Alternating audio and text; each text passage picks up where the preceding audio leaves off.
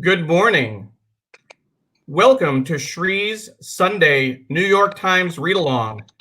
We have a great show planned for you today with special guests, Rick Wilson, a #1 New York Times bestselling author, Steve Schale, a political communications and government relations strategist, and Dr. Kanika Manga from the University of Texas Health Science Center at Houston. She'll be joining us to answer your questions about COVID-19. Our host, of course, is Sree Srinivasan. We're live on Facebook, Twitter, LinkedIn, and YouTube.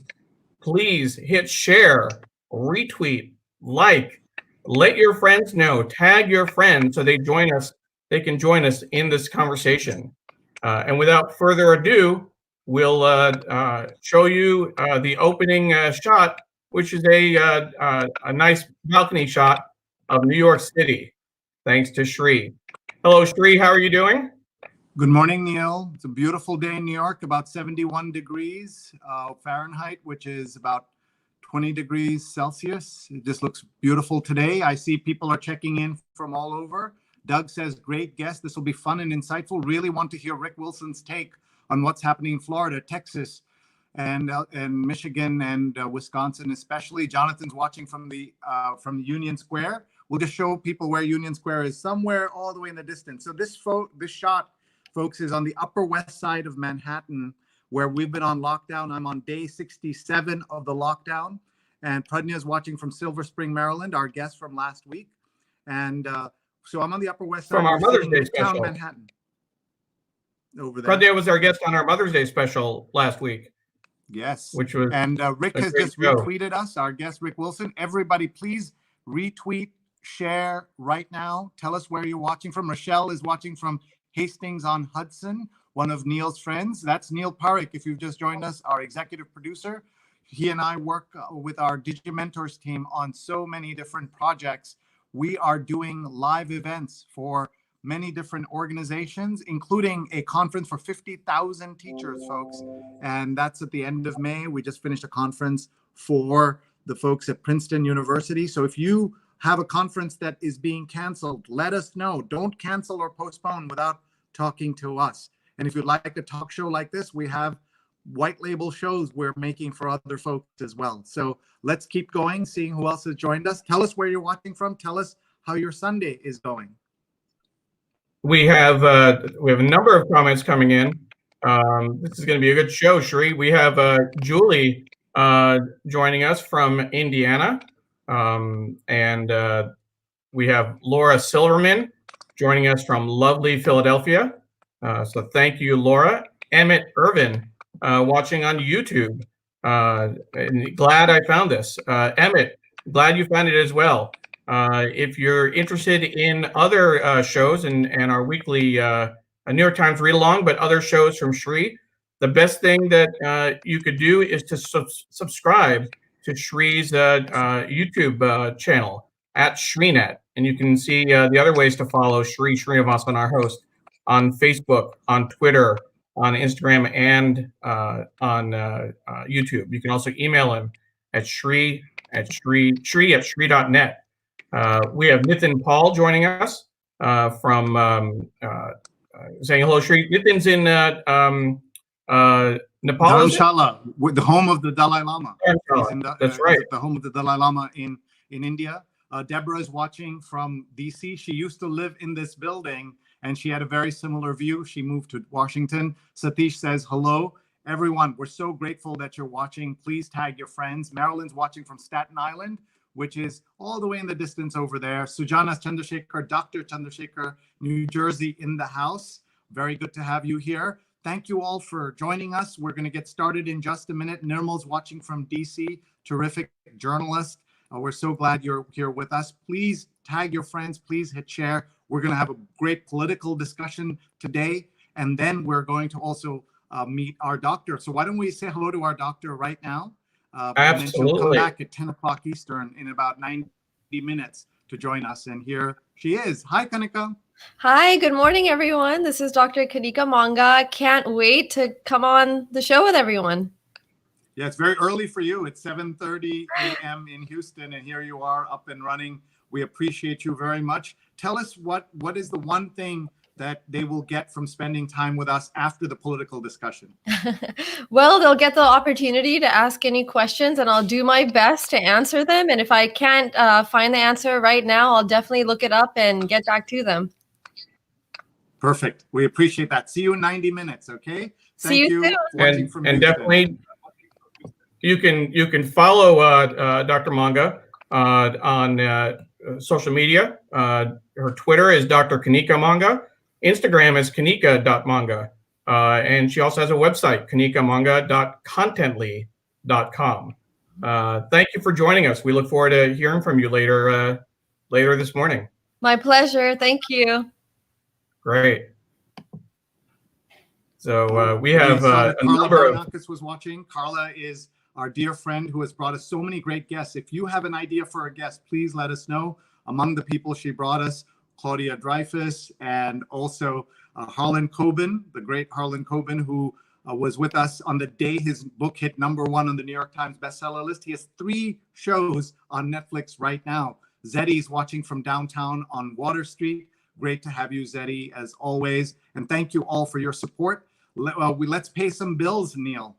Absolutely. Before we pay bills, I just want to acknowledge our producers so that we can make sure that they see them as well. So Paula and Steve, we're going to bring you on real quick and make sure that people understand how we are managing this show. And we'll take Zeddy's comment off. Paula and Steve are our producers for the show. I'm the executive producer. I'm managing the show from the background using a tool called StreamYard.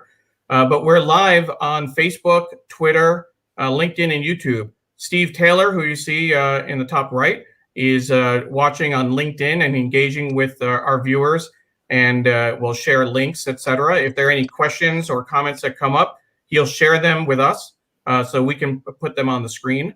Paula Kiger is watching on Facebook with you. And she'll do the same. She'll share links to articles, context, ways to reach our guests, ways to follow them on social media. So if you have any questions, they will be your guides. And then we will, of course, show as many comments as possible. But one of the things that we'll say from the outset is that we're not going to be able to get to all of the comments and all of the great hellos. We already have, more than 630 people watching the show, and the comments are just flying in. So we'll do our best to bring them in, but Paula and Steve, we'll count on you to engage with our audience and make them feel welcome. Thank you again for everything you do to make the show a success. And definitely want to encourage everyone to follow our production team on social media. We have a great team. In addition to myself, you can follow Paula Kiger at Big Green Pen, and follow Steve Taylor at Steve DeReeve on Facebook, Twitter, and Instagram for all 3 of us. So thank you very much, and we will let you get back to business. Deal. And thank you, folks, and thank you for all you do. That's our ACE team, folks. Make sure if you're interested in doing this kind of production, conferences, talk shows, anything, contact us, Sree at Sree.net, SREE at SREE.net. Good luck, guys. We'll see you soon. Sounds good. There we go. And so then now we should pay some bills, right, Sree? Yes, please. Absolutely. So let's get, those are their social media handles. And the first thing we want to do is to just thank our sponsors because they've been so good to us. Why don't we start, Sree, with Muckrack. You're doing some great work with them, right? Yeah, I'm very excited to announce to everyone that I am now an advisor to Muckrack. And Muckrack is a very important platform for journalists and PR folks. And we are offering a free course, Fundamentals of Social Media for Journalists, PR pros, and everyone. And it starts in June, but you can save your seat right now by going to mrac.co/social, mrac.co/social. My colleague Linda Bernstein is helping me produce this, and we're working very closely with the Muckrack team. and this will be a global free course. It'll be self-directed, but we'll also have some fun other ways for you to engage. So sign up today, mrac.co/social. We're doing this at no charge because we want to help people upskill at this very tough moment for so many people around the world. So please go into mrac.co/social and you'll get an alert when the course is ready in early June. Thank you, Sree. And I would like to acknowledge another one of our sponsors, Magic Bus USA. Magic Bus USA, Magic Bus rather, imagines a world where children break out of poverty and lead fulfilling, rewarding lives, contributing to their community and to the world around them. And as you can see, some of the stats that they are sharing, 7 out of 10 adolescents do not have a higher secondary qualification in India. 6 out of 10 youths do not have the soft skills necessary for employment. And 3 out of 10 girls are married before they reach 18 years. So thank you to Magic Bus for their support of the New York Times Read Along. We'd also like to thank Strategy Focus Group. In addition to Muckrack and Magic Bus, Strategy Focus Group is a global team of human capital strategists committed to helping organizations solve people issues within your organization. They do that by working alongside you to solve your toughest problems and helping you capture your greatest opportunities. Thank you to Muckrack, Magic Bus USA, and Strategy Focus Group for their support of the New York Times Read Along. You can learn more about these great partners at the links below, and Paula and Steve will be sharing them on Facebook and LinkedIn. You can go to readalong.link/muckrack, readalong.link/magicbususa, or readalong.link/strategy focus group to learn more about the great work that they do.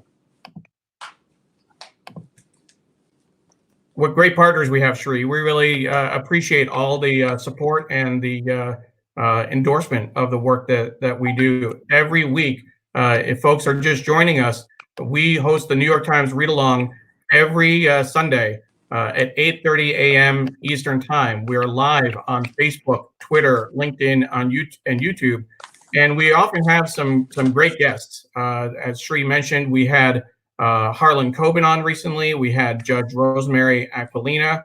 We've had Tom Jolly, the print editor of the New York Times. We were at the home of the travel editor of the New York Times, Amy Vership, and last year's 52 Places Traveler. So it definitely is worth tuning in. And as we mentioned, follow Sree on social media to get alerts, particularly on YouTube. So with that, Sree, what do you say we head into the paper and our guest? Right? Yes, please. Let's get started. People have been waiting very patiently. We're so grateful to everyone. Please tell us where you're watching from, and let's see who's here with us. So we have Rick Wilson and there's Rick Wilson. Hi, Rick. Good morning, Neil, Sree. How are you guys? Hey, good morning, Neil and Sree, and Rick. Good to see you. Steve. Hey, buddy. I'll step out and let you take from here, Sree. Thank you very much, Neil. And we see Steve has his coffee in the morning, and or he's drinking water. Rick's got his coffee. Very nice to see you both. Tell us where you're watching from, please. Where are you, Rick? I'm in Tallahassee, Florida. Sitting on my back porch. And what about you, Steve? I'm also in Tallahassee. I'm sitting in my wife's office, hoping the dog won't bark on us. But it's good to see you both. Do you remember when that BBC interview happened and the kid walked in? Oh yeah. And it was like worldwide news. Yeah. Now it's completely routine. In fact, Right. if there's no baby on the show, and you wonder what's going on. Yeah, exactly. Exactly. So we want to tell everybody that we're going to talk politics, serious politics, for the next little while, and read the New York Times. And that's going to be a fantastic morning for us here in New York and in Tallahassee. I don't think there have been so many people from Tallahassee on one show ever, a global show that's happening right now. People from around the world are watching. And please follow both our speakers and please connect with them. We are just very lucky that they're here to share with us their thoughts. You should know that Steve is a Democrat, Rick is a Republican, but both of them have been known to critique our president at one point or another.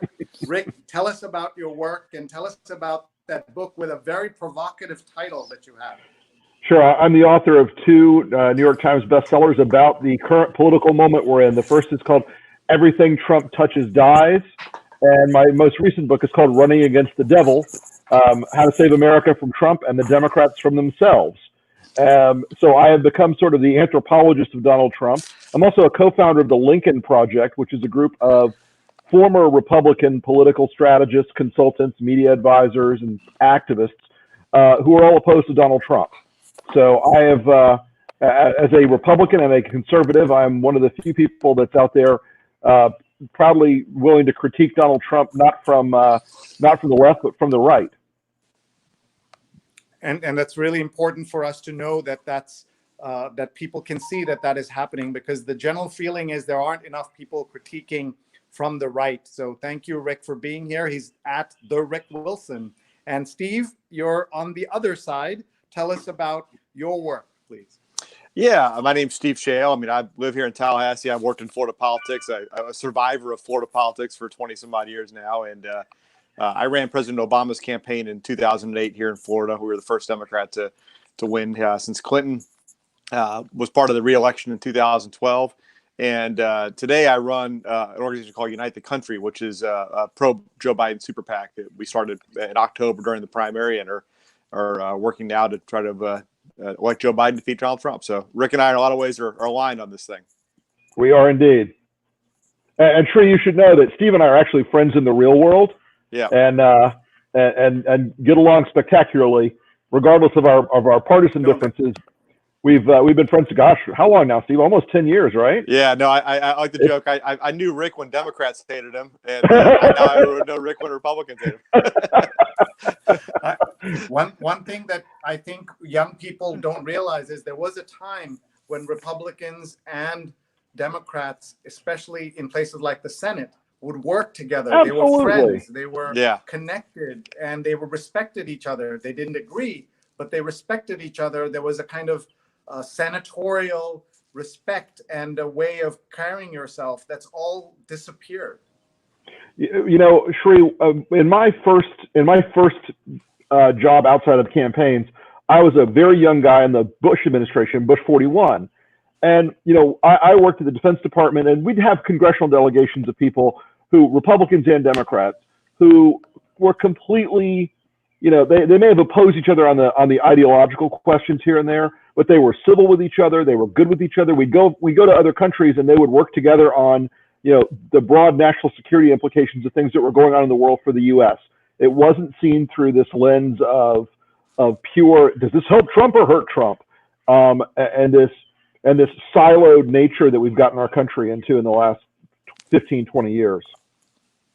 Yeah, I think even beyond that, Rick, as you know, you and I kind of grew up in this game where at an age when guys like you and I who did this kind of work, there was a mutual respect. There was a sense, you know, that there was no reason why we all couldn't get along and respect each other and call each other and flag things to each other because we had the same job. I mean, our obviously our goals might be different, our candidates are different, but just because our candidates couldn't get along didn't mean guys like us couldn't get along. And I think you know, that's a healthy place to be.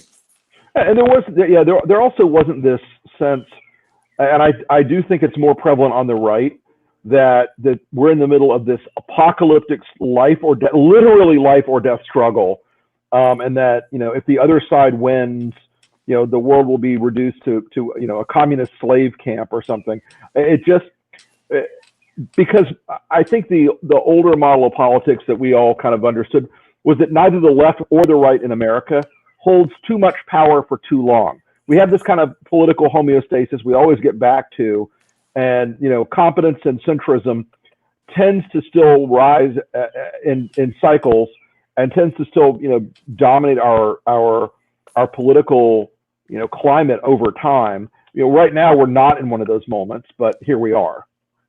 Yeah, and we are now paying very close attention to this race that Rick has called running against the devil, and that means that we all have very high stakes in what's going to happen this year, and we want to get into that certainly and talk about that. But I want to get a little bit of the backstory of each of you. Rick, tell us about the moment where you decided that this is not going to end well if there was a Trump presidency.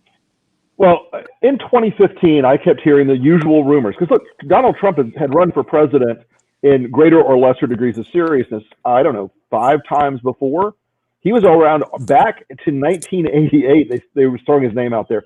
And I thought it was the usual Roger Stone griftapalooza, where every few years Stone would trick Donald Trump into pretending to run for president to make a little money. But when I saw him coming down the escalator and I saw the reaction on a lot of the right media that they wanted the transgression, they wanted the bomb to go off inside the GOP. They hate. I mean, the dirty little secret of why Trump was elected is because there's a part of the GOP that hates Republicans more than they hate anything else, and they cannot tolerate anything outside of a very narrow described ideological lane that was heavily promoted for a long, long time by Fox, which told them the only reason you don't have the paradise of conservatism that you dream of is because squish Republicans won't let you. And so that was a moment where I realized that all the goals the GOP had made over 20 years before Trump, and we had won almost 1,000 races across the country at every level, from U.S. Senate to House to State House to State Senate to legislative bodies in the counties all over the country. We had a long, slow march. But that was in part because we were willing to accept a diversity of opinion. So you would have a liberal Republican running in Vermont and a super conservative Republican running in Arkansas. But we were okay with that. The big tent was real, and we could accept that. Well, after the Tea Party sort of ate the Republican soul, it completely changed into this ideological conformity from the national level. And the idea that you had to be exactly the same everywhere was what we used to criticize the Democrats for. So that moment in 15 when he was on the escalator, I realized there was a huge risk factor that was going to destroy the party. Whether Trump won or lost, I thought it was a terrible and dangerous moment for the GOP. And so you knew that this was going to end badly. I've been predicting since he came down the escalator that that he's bad for America. I did not think he would win. When did you know, Rick, that he was about to win? Just about the same time his staff did, because on election night, Donald Trump's senior consultants were calling people like me and going, "Oh my God, this was horrible. I can't wait to have a steak dinner. Thank God we lost. It's over finally." And this idea that Donald Trump had a path or a plan. He had no idea what was happening. They had no idea he was going to win. They thought they were going to lose from the very beginning. And he was doing it as a fundraising stunt and as a kind of prank, thinking it would juice his brand a little bit, which has been lagging very badly for a lot of years. So that's the reason he did that. The reason he ran wasn't to be president. The reason he ran was because he thought it was hilarious and he thought it was going to be good for his image. And they won by surprise. And look, it was a narrow victory, and this is a game of very small margins. Yeah. And that small margin was 77,000 votes in 3 states and 109,000 votes in 4. So there was no idea in Trump's mind or his people's mind that they were going to win.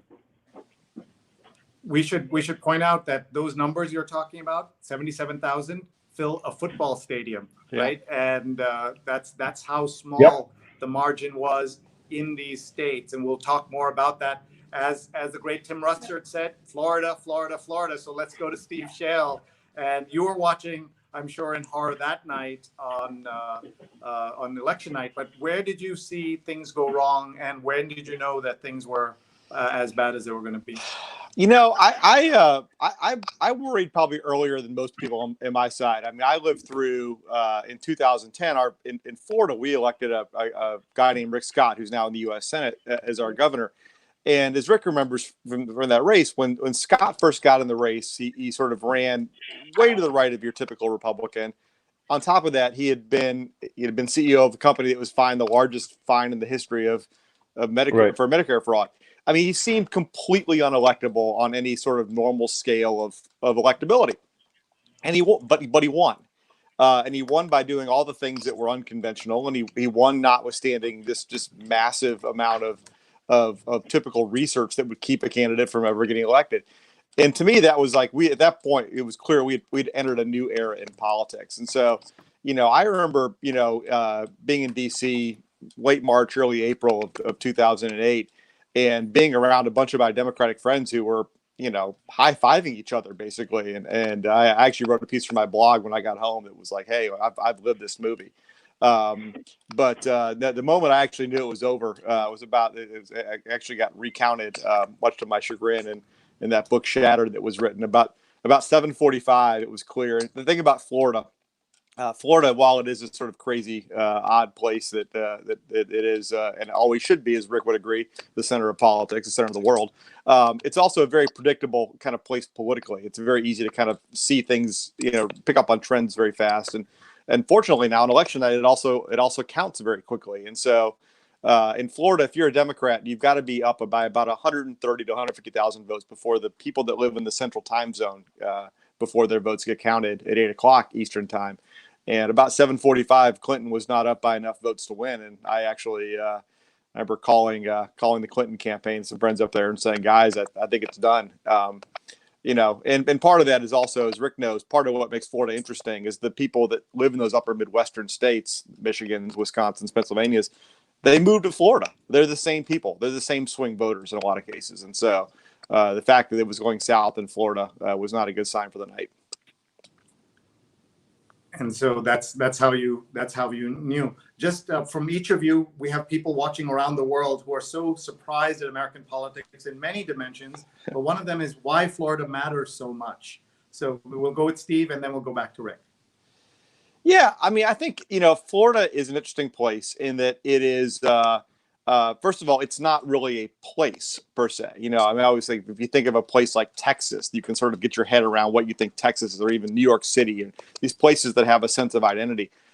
Florida is basically a collection of people that have moved here. And so it tends to be very reflective of the politics of where people have lived previously and come here. Former governor and our Senator Bob Graham, who was a Democrat who served the state for about 30 years, used to say that, when you moved here from Cincinnati to Tampa, Florida, you would get up in the morning and you would read the Cincinnati newspaper that was shipped to you, and you would call your friends and find out what's happening in Cincinnati. You never sort of lost that political identity. And so I think, first of all, the swing voters who live in the U.S., live in America, tend to live in the Midwest. They tend to end up in Florida. And then beyond that, just, I think it's sort of God's sort of joke of politics in Florida, that every time you see one demographic change that should benefit Democrats, there's an equal and opposite force that benefits Republicans. And, it's not competitive in the way that, say, Iowa can be competitive, where you have a bunch of people that are look-alike and they have similar life experiences and they talk about politics and have a sense of community. Florida's just this sort of interesting, gumbo of people almost get thrown into a pot, and when you stir it up, it just happens to be about even. It's a great state to live in, a great state to do politics in. Rick?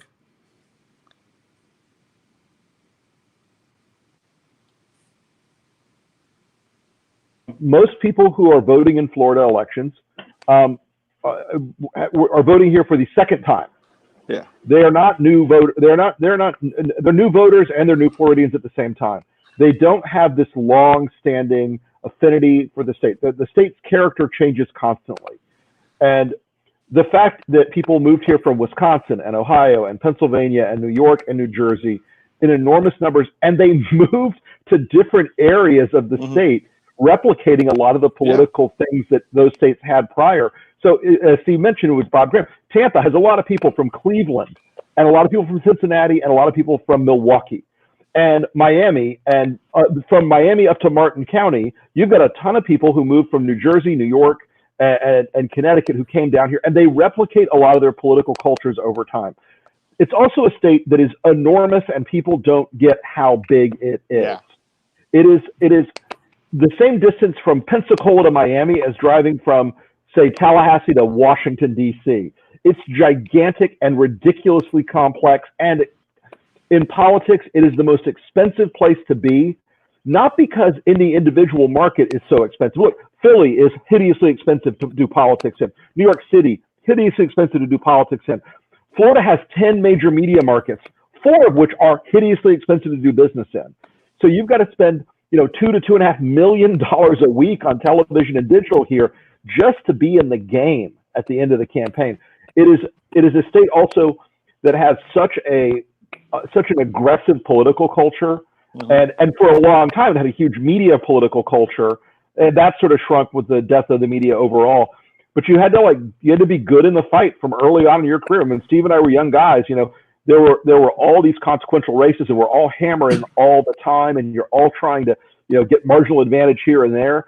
And so it's a state with a ton of folks who had a lot of incentives to try to build up institutional knowledge and skills in the campaign side. And the Republicans have done a very good job of that over the years. And the Republicans have done a masterful job of keeping the battlefield, districted the way they wanted to, and using a lot of the tools of lobbying and money to alter the playing field to their advantage. And all races here statewide tend to be close. Okay, they tend to fall in that 100,000 vote range, and that's from back in the 1988 race when Connie Mack won the U.S. Senate seat as a Republican. People were shocked, but it was a grind out race where he won by 150,000 votes, and that people thought that's unusual. That could never happen again. Well, over and over and over again, we have races where it's 100,000 vote margin and it's tight. And so that game of small numbers that plays out on the electoral college basis, you also have to play the game of small numbers in Florida, and you have to pick and choose a mosaic of areas to fight in and to win. Yeah, Sree, just a couple of things that are interesting about the state, and then I know Rick and I can talk about Florida all day long, but if you take all the people that have voted for president, so Florida prior to 1992, Florida was a state that kind of went where the country went. Reagan won Florida, Reagan won the presidency, Carter won, you name it. I think Kennedy may be the only president going back before Roosevelt that did not win Florida on his path to the presidency. But from 92 on, we've been in this sort of fraternity sorority of battleground states. If you take all the people that have voted for president, Republican and Democrat, and you add all the ballots up, there are about 52 million ballots have been cast for president since 1992.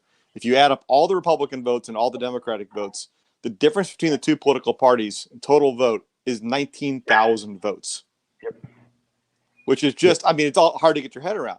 The other thing that I think makes Florida really interesting is in terms of its by way of census, the 2020 census will probably be about 50% white, 50% non-white. Its electoral this year will probably be in the low 60s white, high 30s diverse votes. But within that diversity, we're very different than most other places. So in most places, if you think of black voters, you almost entirely mean African American voters.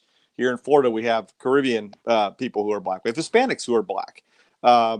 Most places in the country, if you think of Latino or Hispanic voters, you think Mexican, or maybe in New York, you think Puerto Rican.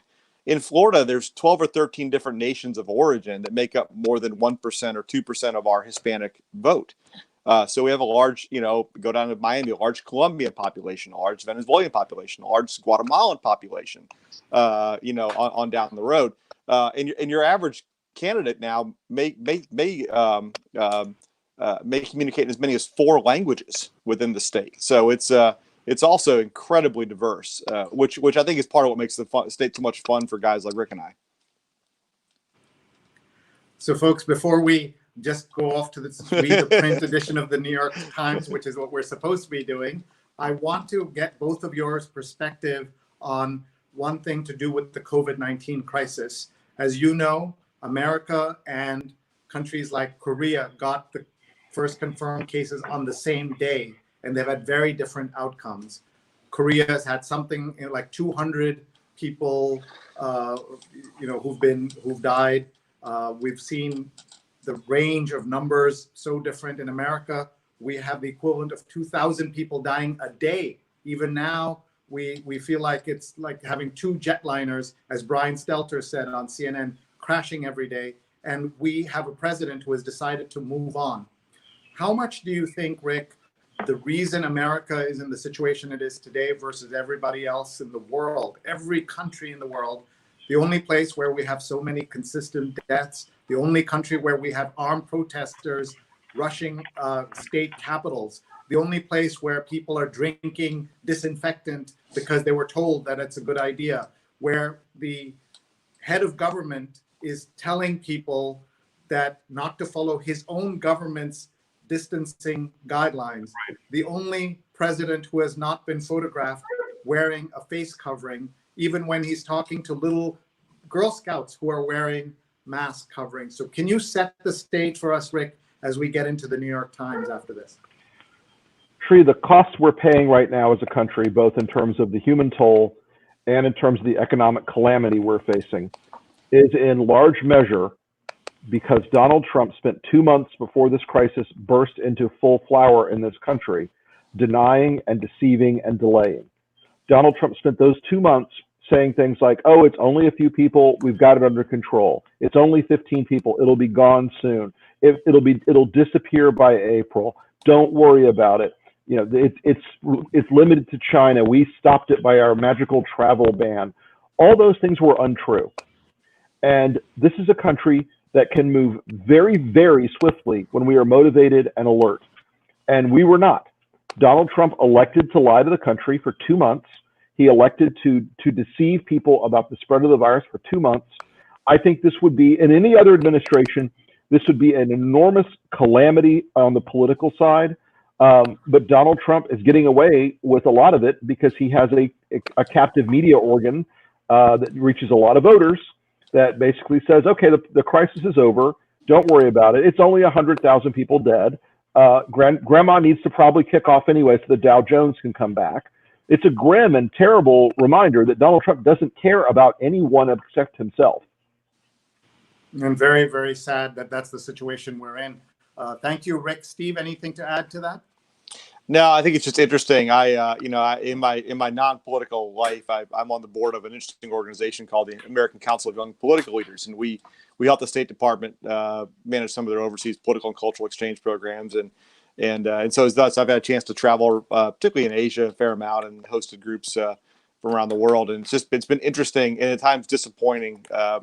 To see the interactions with my friends who live around the world who sort of look at America at this point, and I think just almost sort of shaking their heads. I think, on top of having to rebuild our economy, I think, there's a real sort of stature that has been diminished by our failure to lead the world in this moment. And, I think honestly, it's probably going to take a new president to begin to rebuild that idea of American preeminence. Yeah. All right. Well, let's get into the newspaper. Just seeing this all arrayed out here, one of the things you'll notice is the travel section and the sports section are no longer printed on Sundays as their own separate sections. The stories are kind of spread out in different places. And the New York Times Magazine cover is, there has to be some dignity to this. Overwhelmed by dead bodies, funeral homes are struggling. Sree, I'm going to step in real quick. Cover about Sree, how it's a dark hour for our city. Out of this crisis, we can make them engines of opportunity. Still a real estate section in New York, and arts and leisure, the Mrs. Files, a look at how honorifics of marriage have named and defined women for. So this is Neil Parekh, our executive producer, and I just wanted to let you know we're having a little trouble with Shree's audio, so we're going to have him log off and log back in. And again, for folks who are just joining us, just wanted to remind you that we are, this is Shree's weekly Sunday New York Times read-along. Our guests are Rick Wilson and Steve Schale. Rick, I guess, a long-term Republican operative, if you will, who has come out with several books critical of President Trump, and Steve Schale, a long-term Democrat as well. So in theory, it's a good Republican-Democrat conversation, but it's really, I guess there's some united in terms of being critical of Donald Trump. Why don't we take a moment and go to some of the comments that we've had so far, Rick and Steve, because we've had a great conversation going on social media. Of course, we're live on Facebook, Twitter, LinkedIn, and YouTube. And so let's take a look at what do we have coming up here. This is we have a comment that this is one of the worst. This is the worst response to a pandemic in the entire world. Earlier, this from Evolve67 on Twitter. Earlier, we had a question. I don't know if you're familiar with the international scene and looking at Prime Minister Modi in India and Boris Johnson in England. Someone was saying that there are some parallels between the two. Is that something that you've thought about or seen those parallels? Rick, maybe we'll go to you first. Sure. I mean, look, there is a nationalist wave in the world that rose out of nationalist populist waves kind of emerge either out of terrible economic circumstances or out of overly comfortable economic circumstances. And so we had this long run of peace and prosperity in the 2000s. And so that led to things like, AFG forming in Germany. That led to things like Viktor Orban rising. That led to the sort of things that the nationalism that Steve Bannon has postulated as the future. And that is a present factor in Brexit and Boris Johnson in London. And as Steve, who does a lot of international work, in Asia, there are a number of people in that same mold, the Duterte types who've risen to power in the last few years. And I think that nationalism is something that I think COVID in a lot of ways has made us all more insular, but it also, is going to show the horrible fragility of a world where we don't have strong international trade and international bonds and the ability to travel and all those things that were making the world more interconnected and therefore making it harder for the world to be at war with each other, either economically or militarily. Sure. And speaking of the pandemic, we have the front page of the paper again. Sree was showing the lead story, always the top right of the paper. New cases in the U.S. slow, posing risk of complacency, with a number of states reopening, and in some cases, Florida didn't completely close down. I know they were having people go to church early on in where other states were shut down. We're looking at waves and waves of potential infections. Why U.S. arms take grim toll in Yemen war. So that's a non-COVID story on the front page, which shows how important that story is. But the dominant story, the display story, if you will, and Sree, let's see if your audio is back. Apologies, folks, about that. I'm now back, and Neil will be happy to know I'm on an Android now. He blames those sounds on my iPhone. And here you're seeing I can't turn my brain off as medical workers bear the unbearable. The burnout is smoldering. And so let's come back to this story, because around 10 a.m. we're going to have a doctor join us, and she'll be able to share her perspective. Let's look at this. Japan's men see real meaning of domestic bliss. Burden on women is clear in pandemic. And this is, of course, a big issue here in the U.S. of how the chores get done and on an everyday basis. Also, what's happening now during the pandemic. A giant deficit, once dreaded, is now desired, and this is an unusual headline, as you can imagine. And then here, Abrams asserts she's the lure for the voters who stay at home. So let me have both our guests reflect on Stacey Abrams and the entire field for vice president for Joe Biden. Rick, you want to go first? I'll let Steve take this one first. Okay. Well, I'm gonna punt a little bit here. I support Vice President Biden. I run one of the super PACs that is supporting him, and as such, I just gotta kind of be, the rule one of the work I do is create no news and don't cause no harm. So I don't need Twitter going, hey, Shale said X thing. I think I do think that my side has a really, really strong pool of potential vice presidents. And I think one of the things that for example, helped Joe Biden in 2008 was having run for president. And I think that, again, we had a really talented group of folks that ran this cycle, a bunch of folks who have done really important work. Certainly, Senator Abrams former State Senator Abrams from Georgia is one of them. But Rick, I'm happy to tell you offline where my my thoughts, but I can keep those to myself. You know, Rick is enjoying this, Steve. He deliberately did that to you. I know he did. I know he did. Don't worry, Steve. We go way back. He'll return the favor, I'm sure. Look, I think Steve's right. Is the Democrats have a very broad portfolio of potential VP candidates to choose from, and there are a lot of things to look at in that choice. Specifically modeling, does that person help you with the groups you want to turn out? Does that person help you in states you want to turn out? And so, Stacey Abrams has gotten a lot of press. It is an unusual strategy to run so aggressively for VP. It has traditionally been seen as something you do a little more discreetly. But we'll see how it shakes loose. But again, Joe Biden has a lot of choices on this. He's also got a lot of time. There is no reason to bite this apple right now. There's no reason whatsoever to make a choice today or tomorrow or next week. He's got plenty of time. This election is a referendum on Donald Trump. That is all that this election is. The VP choice is the least consequential choice in a lot of ways of any election that we've had in 50 years. So I think we're in a position where Biden's got plenty of time and plenty of choices. Yeah, well, two things on that real quick. I think first of all, so just like George H.W. Bush, he also has the advantage that he's been vice president. So I mean, I think that he's also going to approach this thing maybe a little bit differently than your average candidate. He sort of knows what he knows what he thinks he contributed. And I think he knows what he would want as president, having actually sat in that chair. Beyond that, I think it's also important. I think a lot of this political coverage right now about the process size of the campaign. It's filling a vacuum right now. People are at home. There's not this, campaigns obviously can't travel. The things that create news typically in a presidential cycle have largely been put in pause.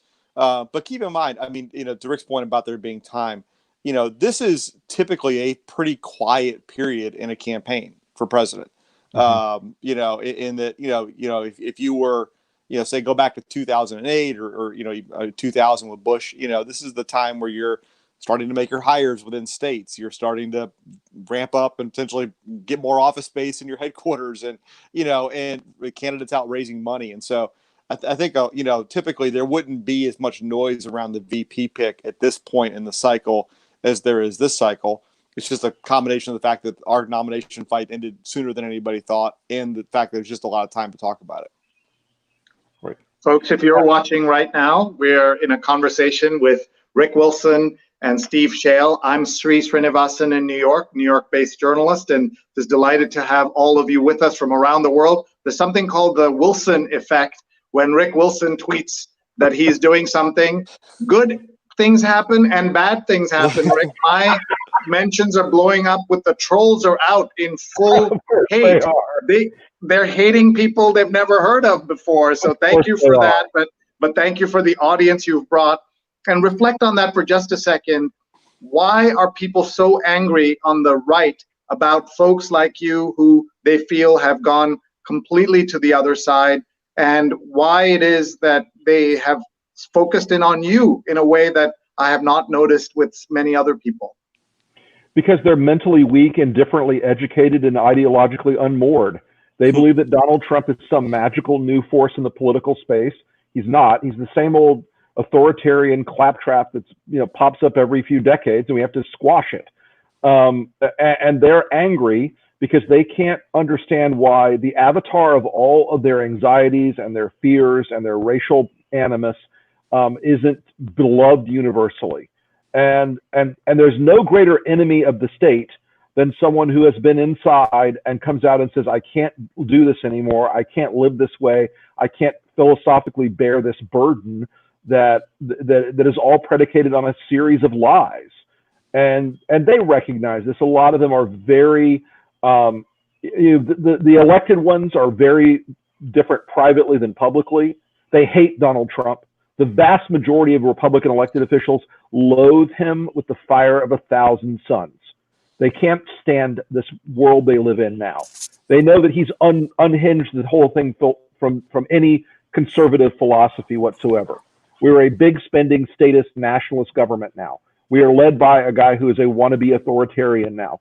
That's not the the Buckley and Burke version of conservatism that most educated conservatives signed up for, and the folks that are playing this out in the cultural conservative space, they have long felt inferior and oppressed, and so they looked at Donald Trump as this weapon they could use to destroy the things that the people they dislike, and to achieve the things they could never achieve legislatively, or in ballot initiatives or other ways. So they're angry because they're angry in a lot of ways because they're projecting their insecurities out. And Donald Trump was going to cure all that, but didn't. And you are absolutely right. You saw that Howard Stern said to poor people, he said, Donald Trump hates you, and you still vote for him. The greatest con man to ever hold the office. And one of the things that we're seeing now is that we're paying the price. The entire country has been conned, and we are seeing the problems as a result of that. To Rick, another question. What do you say to people, including people who admire the work that he has been able to do on judges, for example? That's what people want, right? They want those kind of conservative judges, extreme right-wing judges. He's delivered two. He may do more. Well, look, that is the rhetorical Alamo of Trumpism, which is, well, but the judges. And President Mitch McConnell has done a great job of appointing the judges that he and Vice President Leonard Leo want. This has nothing to do with Donald Trump. This is a list that came from Mitch McConnell. He has his own checkbox. Donald Trump, aside from maybe the Supreme Court justices, wouldn't know a single one of his judicial nominees if he bit him on the ass. This is not a guy who understood any of that. I have a second tier of that also, is I can remember when Republicans said, oh, we want judges who will faithfully interpret the Constitution. We want judges who will look at the law as it is described in the founding document and not overlay their own ideological desires on top of it. So we used to say that the left fetishized the judiciary. Well, now the right has fetishized the judiciary because they believe that Trump will give them all these judges who will ignore the Constitution and do the things they want to get to ideologically. And I had an evangelical leader a couple of months ago I was talking to, who I've kept in contact with, even though we profoundly disagree on Trump. And he said, look, I worry what happens when there's a Democratic president, because they're going to try to undo all these judges. But in the meantime, I have to get judges in there that will undo gay marriage, that will undo gay adoption, that will undo any kind of that will hold up any restrictions on abortion. And it just struck me as a moment, as a conservative, where I want the law to be interpreted by the boundaries of the Constitution, even if I don't like the ideological outcome. Because if you start playing the game of I want what I want, not I want what has held this country together for 250 years, I think it's a very dangerous place to get to. Steve, a thought on that? Yeah, I think that's right. I mean, I think, we're in this interesting era of time where, it becomes very frustrating sometimes for guys like me, who, you want to think that if my party sort of went down the road of a Trump, that we would do the right thing and not support him. And I hear my friends on the right constantly say things like, Steve, I agree with you. He's terrible. He's what he's doing to our image around the world is awful, but, he cut my taxes, or, I support this and that. And I think that sort of whataboutism that, the sort of false equivalency that has become driven our politics, I think is a really, really dangerous place to be. And I hope, again, I mean, one of the reasons why I supported Joe Biden, besides the fact that I think he is was a very good vice president, and I think, ideologically sort of lines up with where America really is I think he, is a guy who largely, if you look at his career, has sort of been a patriot first, and really does, in his best moments, is able to articulate those things about America that I think we all want to believe in. And I think it's going to need that kind of a president for us to come out of this mess. Thank you. Look at the comments that are coming in. We have so many, we won't be able to show them all. Karen says, this is such a great discussion. Earlier, we saw someone said, boom, when Rick was speaking and sharing his thoughts with so many comments coming in, and we're really grateful to everyone who's watching. Please join us every Sunday. We do this 8:30 to 10:30 a.m. We don't always have Rick and Steve with us, but we have a great guest every week and a chance to discuss and understand the news in very important ways. And I do a daily program around COVID-19, and tonight is our positivity night, and I hope you'll join us at 9 p.m. Eastern for that. Let's get back to the news. I want to just point out that Rick mentioned gay marriage, and here is, on this day in history, Massachusetts arrives at moment for same-sex marriage. Massachusetts becomes the first state to accept applications for same-sex marriage at 12:01 a.m. May 17th. Gay and lesbian couples filling out paperwork were able to get married. And that is something we never thought we would have in America, and we have that now. So for those who worry about incremental change, there have been things that have changed, right, Steve? In America, things that we didn't expect. And so do we have hope for the future?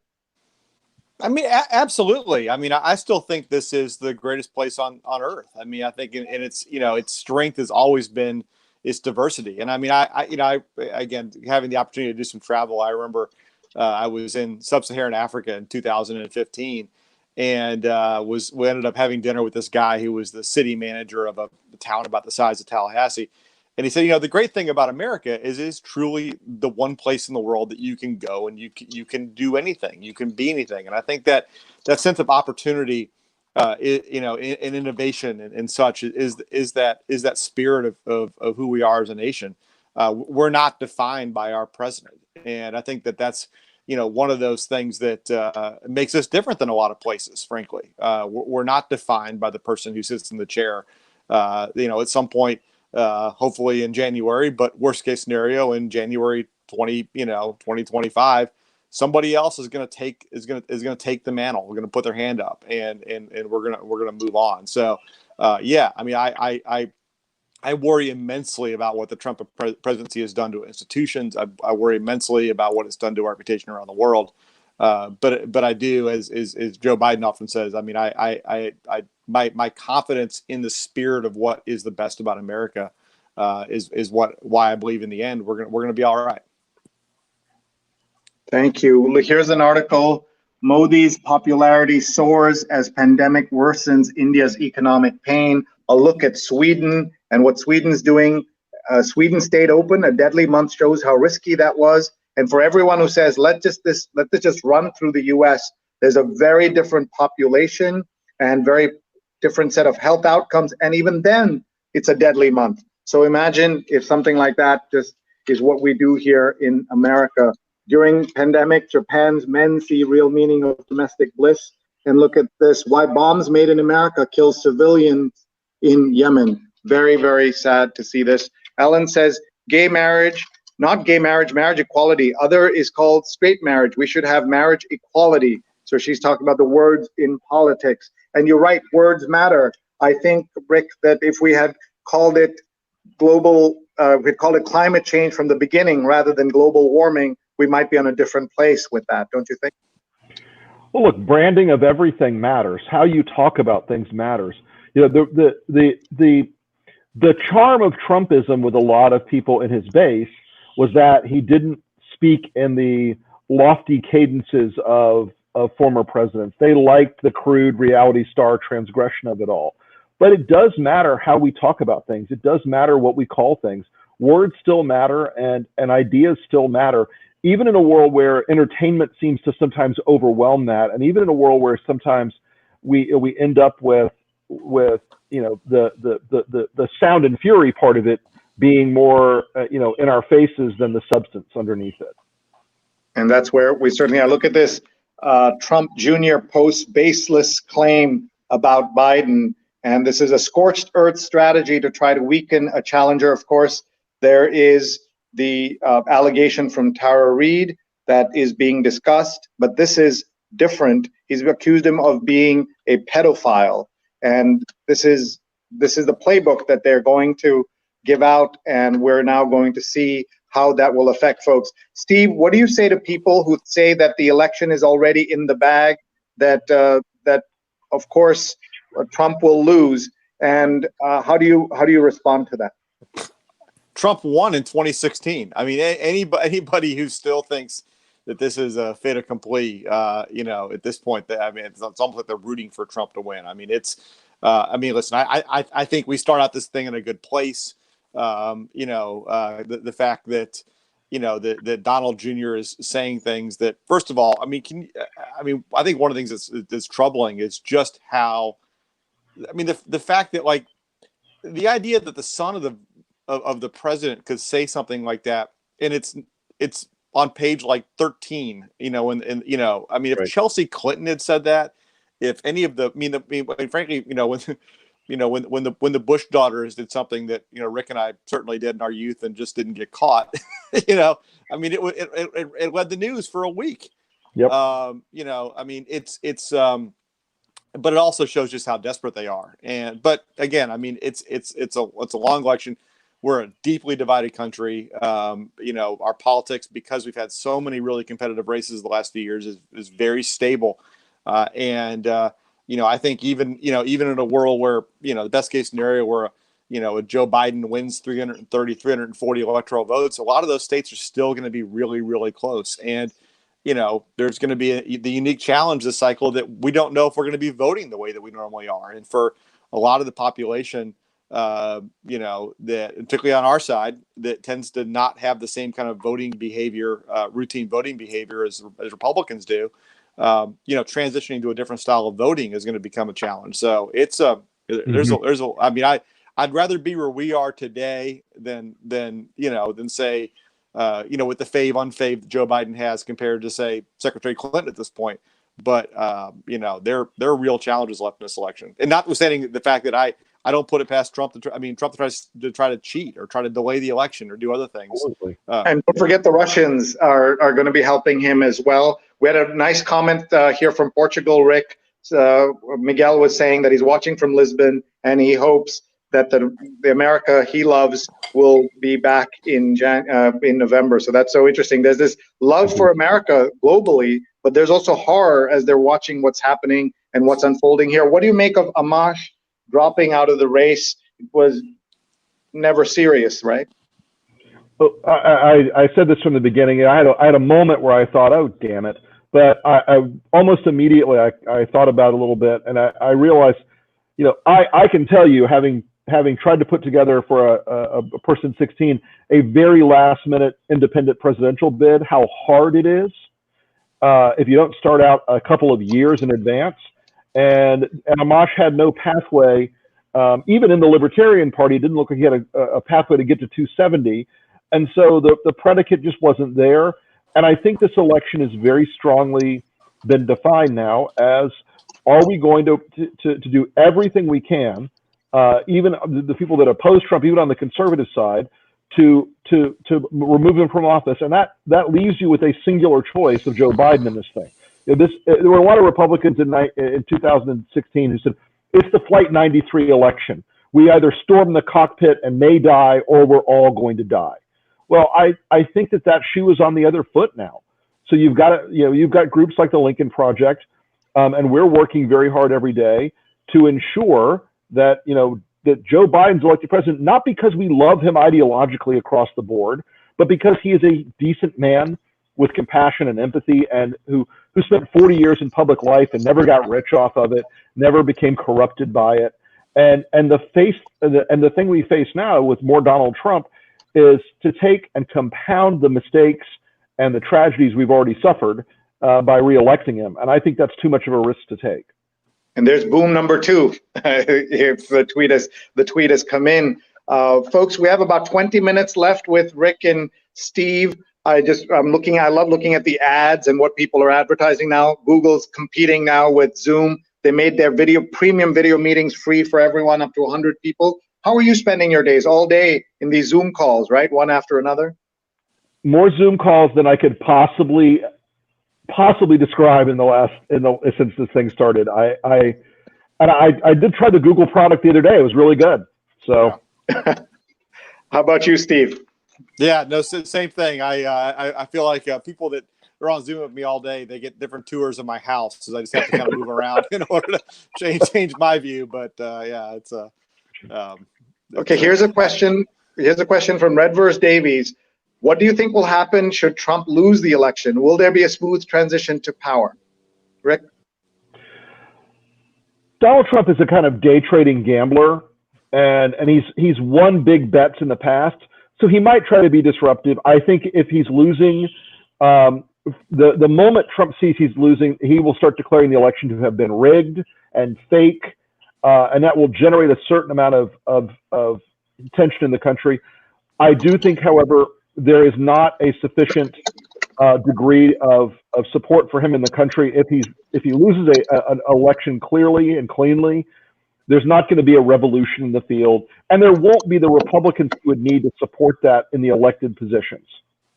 Yeah, I think I agree with that. I mean, I think that, you know, and I sure as heck don't want to get ahead of myself. I'm very superstitious about these things, but I do think the actual transition of power is probably going to be a complete cluster. I would not expect. I would hope that it would not be, but let me back up. I mean, the one thing Congress did recently, which was very smart, is they moved a lot of the actual transition functions from political people to civil servants, and so, you know, some of the really good work that was done by political people during the Bush administration leading into Obama trying to lead into Trump, you know, a lot of that's now being handled by civil servants, which is a good thing. But I think that actual process could be pretty clunky. But I mean, to Rick's point, I would hope, and I, you know, that you know, folks like Mitch McConnell and Lindsey Graham, you know, et cetera, you know, a lot of those folks who have relationship with Joe Biden, you know, would do the right thing. In the end, I think it could be clunky, and, you know, he'll probably go out, you know, assuming, sorry, I'm gonna knock on wood here, that we win this thing. You know, it'll be, he's not going to go out quietly, but I do have confidence that on January 20th, there'll be a new president. Got it. Thank you, Steve. And sorry about that. So one of the things that I want to ask you about is, where are you going to think about the elections? What should we be watching for? Yeah, I mean, I'll take that. I mean, Rick can take it. Rick's written a book about it, so I'll let him sort of follow on. But I mean, you know, the thing about American politics right now, it is very stable. For all the things that are not stable, you know, I mean, you know, there are functionally 40 states that you know, today there's almost no chance we're not going to go for either Biden or Trump. And, you know, I mean, the election, you know, take sort of the obvious ones, obviously Wisconsin, Pennsylvania, Michigan, decided by 77,000 votes combined. Florida, you know, being a state that I tend to think that if you win the upper Midwestern states, you're probably going to win Florida. If you win Florida, you're probably going to win the upper Midwestern states. I just think, again, the populations they are pretty interesting. I think that's kind of your core. Arizona is sort of this emerging battleground, just as New Mexico became 25 years ago. And then I think sort of beyond that, there's a bucket of states that a lot of things could happen. I think there's some states on my side, like Minnesota, that we got to be mindful of. New Hampshire, Nevada, which can have some libertarian streaks and conservative streaks. You know, I think Democrats will take a look at places like Georgia, North Carolina. I'm not yet sold on Texas as a you know, but I'm sure folks will kind of look there. But I think that's, you know, the math, you know, potentially with the addition of places like Minnesota on my side and Arizona on the Republican side, I think the math will look pretty much like it has the last few cycles. I think Steve's largely correct on that, and you know, I have a hill I've had to climb with a lot of Democratic voters in trying to describe these things to them. There is still this belief that the popular vote has any relevance to this entire affair. It is none. This is a game of electoral college blocking and tackling, and so, as Steve said, you know, Democrats have to offset some of the Republican, you know, growing Republican strength in both Minnesota and Ohio with trying to make some plays in Arizona, Georgia, North Carolina. You are also seeing some states that are no longer in play, that used to be purple swing states, Colorado and Virginia come to mind, that are pretty safe now for the Democrats. But this is going to be a narrowly run thing. It is going to once again come down to small numbers, which is why everyone's going to be spending an awful lot of time in the upper tier states, Pennsylvania, Ohio, Michigan, Wisconsin, Minnesota. They're going to be there a lot. We're going to be there digitally or if we can travel again, in the flesh. You're going to see a lot of Trump work in North Carolina because he has to keep North Carolina on the deck. And of course, Florida is going to be the white hot center of it all. We're going to end up with that enormous tranche of electoral college votes here, at play. And it is going to be a state that's going to drain the bank accounts of both campaigns, but it's also going to be one of the most important battlegrounds. And I think there's a profound lesson here that Donald Trump's campaign is much more base intensity than Joe Biden's. Joe Biden has a base that's locked in, and he just needs to do a little bit of expansion work here and there, like the Democrats did in 2018, and he's got a much cleaner path on the electoral college side. Donald Trump has to rigidly hold his base and try to turn down the voter turnout in a lot of these other places and keep those people. If they don't come out to vote for him, he doesn't want them to be on the other side. So it's going to be a bit of, and I don't like using the word suppression. There's going to be a bit of attempts to damp down the turnout of people that could sway against Trump.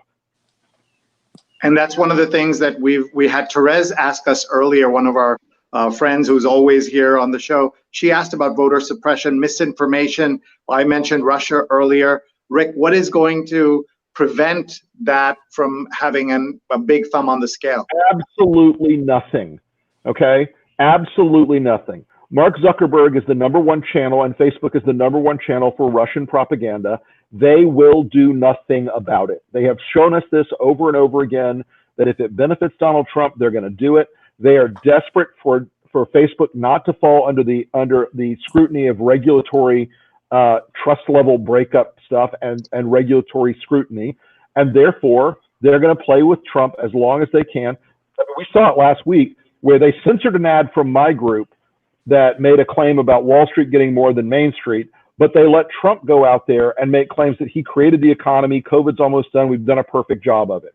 This is a very clear example of how the greatest tool of propaganda in this election that has been weaponized by Brad Parscale and the Trump campaign will have no accountability. And the Russians know that they're going to be able to roll right back in there just like they did last time with no accountability whatsoever.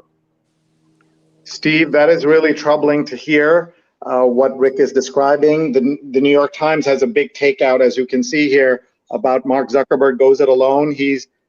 The story here is that starting January 27th, he was hands-on and saying we've got to prevent disinformation. But Rick thinks that is not going to happen. Yeah, I mean, to Rick's point, I mean, the proof is in the pudding, and then we have evidence at this point is that they're not taking this seriously, and I think there's all kinds of reasons. I think Rick laid out a lot of them. I think that one of the things I think is going to be important in this cycle for us, and this is one of the things that we're working on with our group, Unite the Country, it's sort of fun to be aligned. As many years as Rick and I have been on opposite sides and stuff, it's kind of fun to be aligned on the same thing. In 2016, I think one of the things that ended up happening that hurt Hillary Clinton in this moment was the race became entirely a function of Trump. Trump drove the entire dialogue. All of the advertising was about Trump, either for or against. Yep. And I do think that one of the things we need to do a better job on our side, in 2016, 88% of the money that was spent advertising digitally or on television was around Trump. Trump's advertising was about Trump. Clinton's advertising was about Trump. Yep. And I think, for example, the work that we're doing, Unite the Country, is trying to ensure that there's not only is there the contrast that's required, but particularly for those Democrats, not the Democrats, so those voters who are kind of squishy at the moment, and believe it or not, there are people that are undecided in this election, that we're also providing a reason to vote for Joe Biden. And I think that's we're going to try to be, aggressively pushing back on these things, more not just from pushing back as I think the Clinton and the outside groups did, pushing back on the Trump lies with more Trump stuff, but actually aggressively pushing back on the facts. And that's also one of the dangers, isn't it? That Biden is being defined by everything that Trump is laying out there. And we also mentioned Instagram earlier. So it's not just Facebook, it's Instagram, it's WhatsApp, it's Messenger. What can Joe Biden do, Rick, you've just written a book called Running Against the Devil, about running against Trump. What can Biden do to define himself more clearly and to have a more favorable rating in the eyes of everyone? Well, I think that the fundamental change that COVID has wrought on our politics has taken away some of the tools that Joe Biden would have used in the field to go out there and visit states, talk to people, drive news cycles, etc. But I think on the inside game, they need to ramp up their earned media game significantly. They need to ramp up their social media game significantly. And I think they're doing that work. Their digital side is improving quickly. They need to keep, this discussion that this country has been locked in now since Donald Trump, drove us over the cliff in this disease, in this pandemic, in large measure on the choices Trump made. This is not going to be a referendum about policy or whether or not Joe Biden believes in climate change or gun control or any of those other things. Those have been washed away. This is a choice between Joe Biden and Donald Trump. He also needs to continue to show empathy and compassion and caring, because a lot of Americans right now view the White House with distrust. They view the president with distrust. Even a lot of Republicans view them with distrust, because there's sort of a cavalier attitude now of the scope of the damage this disease has done, the scope of the economic damage that his handling of it has wrought. So he needs to work on those things. The outside groups need to continue to punch hard at Trump, try to get into Trump's head as much as possible, try to work the fact that his attention is instantly brought to whatever offends him that moment, and he takes his whole campaign offline to chase rabbits when he sees one. So I think that Biden has a lot of work to do. The other thing that Democrats broadly need to do is get out there. Right now, there's still no excuse for not hitting people right now with voter registration information and advocacy, with early voting information and advocacy, with absentee ballot request information and advocacy. There are a lot of things they can do in the digital space that don't require human contact that could be very meaningful, especially in these states where it's always a close game. The other last thing, and I'll stop this rant, in Florida in particular, the Democrats have been handed election after election, the last two cycles, an enormous political gift. There's an enormous influx of Puerto Rican voters to this country, to the state. And those Puerto Ricans are American citizens. The Democrats look at the numbers. They know that those folks, they're not hard ideological left, but they don't like Donald Trump. The Democrats need to really do the work this time and not just accept some consultant promises that they're getting Puerto Rican outreach, but they need to do the work and try to turn those voters up. Sorry. And they just try to turn those voters up in 2020. If they don't, we're going to end up with a situation like Rick Scott had in 2016 or 2018, where he was able to convince Puerto Rican voters just by going out and doing the work and doing the advocacy with them that he was a better choice, and that he at least kept the bleeding down enough in the campaign to win. So ended the rant. Thank you. That was not a rant. That was clear advice and strategic help that I think the Democrats definitely need. Steve, what do you say? I mean, listen, I think that, as I learned the first time Rick and I sat down and had lunch at a restaurant, which is, I think, changed hands like 4 times since we ate there. Rick and I agree on a lot more than we disagree. So I endorse all he said. Thank you. All right. We're looking at the At Home section, which is the brand new section of the New York Times, about 3-4 weeks. Among the things I love in here is 5 dishes to cook this week, and very simple, easy to cook things. And there's an egg curry, for example, or a penne with roasted cherry tomatoes. And even in a world where there are so many online recipes, there's something nice about having this. I clip this every week so that we can have some new ideas for what we're doing. So we want to wrap up here because we want to let these gentlemen get back to their day. And they have all kinds of Zoom calls I'm sure they need to get onto. So let me flip the camera here and bring on our speakers, and just to say to them, give them a few minutes to just respond to a couple of final questions for now. First, Steve, if you can talk about how you are approaching this summer. What are the things you're thinking about in terms of your own safety and opening up. Can you reflect on that? And then reflect on the politics and elections. What can we, as people who care about the elections, care about this country around the world, not all of us can get to vote, but a lot of people who are watching right now care about America. What is your message to them? So first to Steve, and then I'll have a question along those lines for Rick as well. Yeah, I mean, I think, well, I mean, Rick and I live nomadic careers and lives, and so I think that there's like everybody right now, we're anxious to be able to get out there and do the work, and but trying to be mindful. I was actually supposed to be in Central Asia this week visiting some friends, and that obviously didn't happen. And the wife and I are trying to figure out where to go if we can go someplace for our 20th wedding anniversary this year, and. So I think, but we're all just trying to be mindful of the fact that there are so many people for whom this terrible pandemic has impacted them in ways that, frankly, folks like the three of us can't even imagine. And, right. I think my hope, President Obama said this yesterday when he spoke, that, it is really sort of stripped down and born some real issues in the country we need to have conversations about. So, in the end, it's been an important reminder of what actually is important in life, and that is friends and family and relationships, and what's not important, which is all the things we tend to get caught up on. Beyond that, I mean, I think politically, it's trite to say we're in uncharted waters, but we are. I mean, we're essentially kind of learning this new reality as we go forward. I think I certainly hope that the campaign is going to be able to happen at some level as it normally does, that they'll actually be able to have rallies and campaigns can do the things they normally do. But I spend a lot of my time just, in the work that we do Unite the Country, thinking about how we deal with a world where that's not the case. We're spending the next, the really sort of the period now to the convention, whatever that convention is going to look like, try to ensure that there's a story arc about Joe Biden that voters, particularly on my side, can get excited about. Certainly love the work that Rick's doing in his entity. Rick's done a great job multiple times of getting in Trump's head, and he should keep doing that. But thinking through, all the things that Rick said.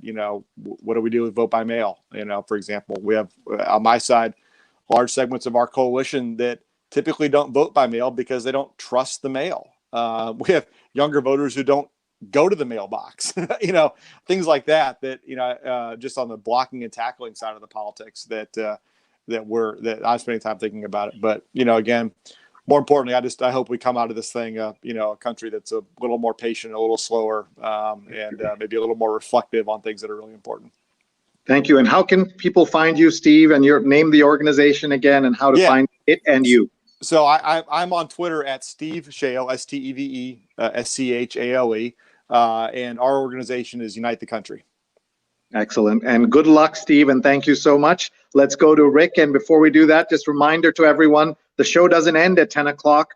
We have a guest, an MD, who's going to be here. She's visiting us from Houston, and she's going to answer any questions you have about COVID-19 and also reflect on everything that's happening to our healthcare workers in the United States. So Rick Wilson, over to you. Your thoughts on your own immediate look at how things are evolving, and then please talk about politics and what we should be doing. And finally, plug for your book and your project. Very important, the Lincoln Project. And by the way, there's an article in the New York Times with Trump sitting under Abraham Lincoln, and it says, everyone wants a piece of honest Abe. Trump will always be under Lincoln in every possible measure. Sree, thank you again for having us today. It was a real great conversation, a pleasure to be with you.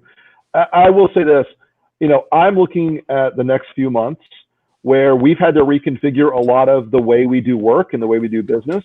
We're not able to go out and produce big television ads in the field right now. We can't go out and do those things we used to do in the campaign space. So we've done a lot more. We're doing a lot more stuff online. We're doing things digitally. We're doing fundraising through Zoom and other multiple digital platforms. And so it has changed the structure a lot. But in some ways, for as Steve said, we're kind of nomads. So it doesn't matter where I'm sitting to write a TV ad or to write something. It matters who I'm talking to. So we'll try to keep in touch with everybody. I've tried to go out every week and email a couple of people I haven't talked to.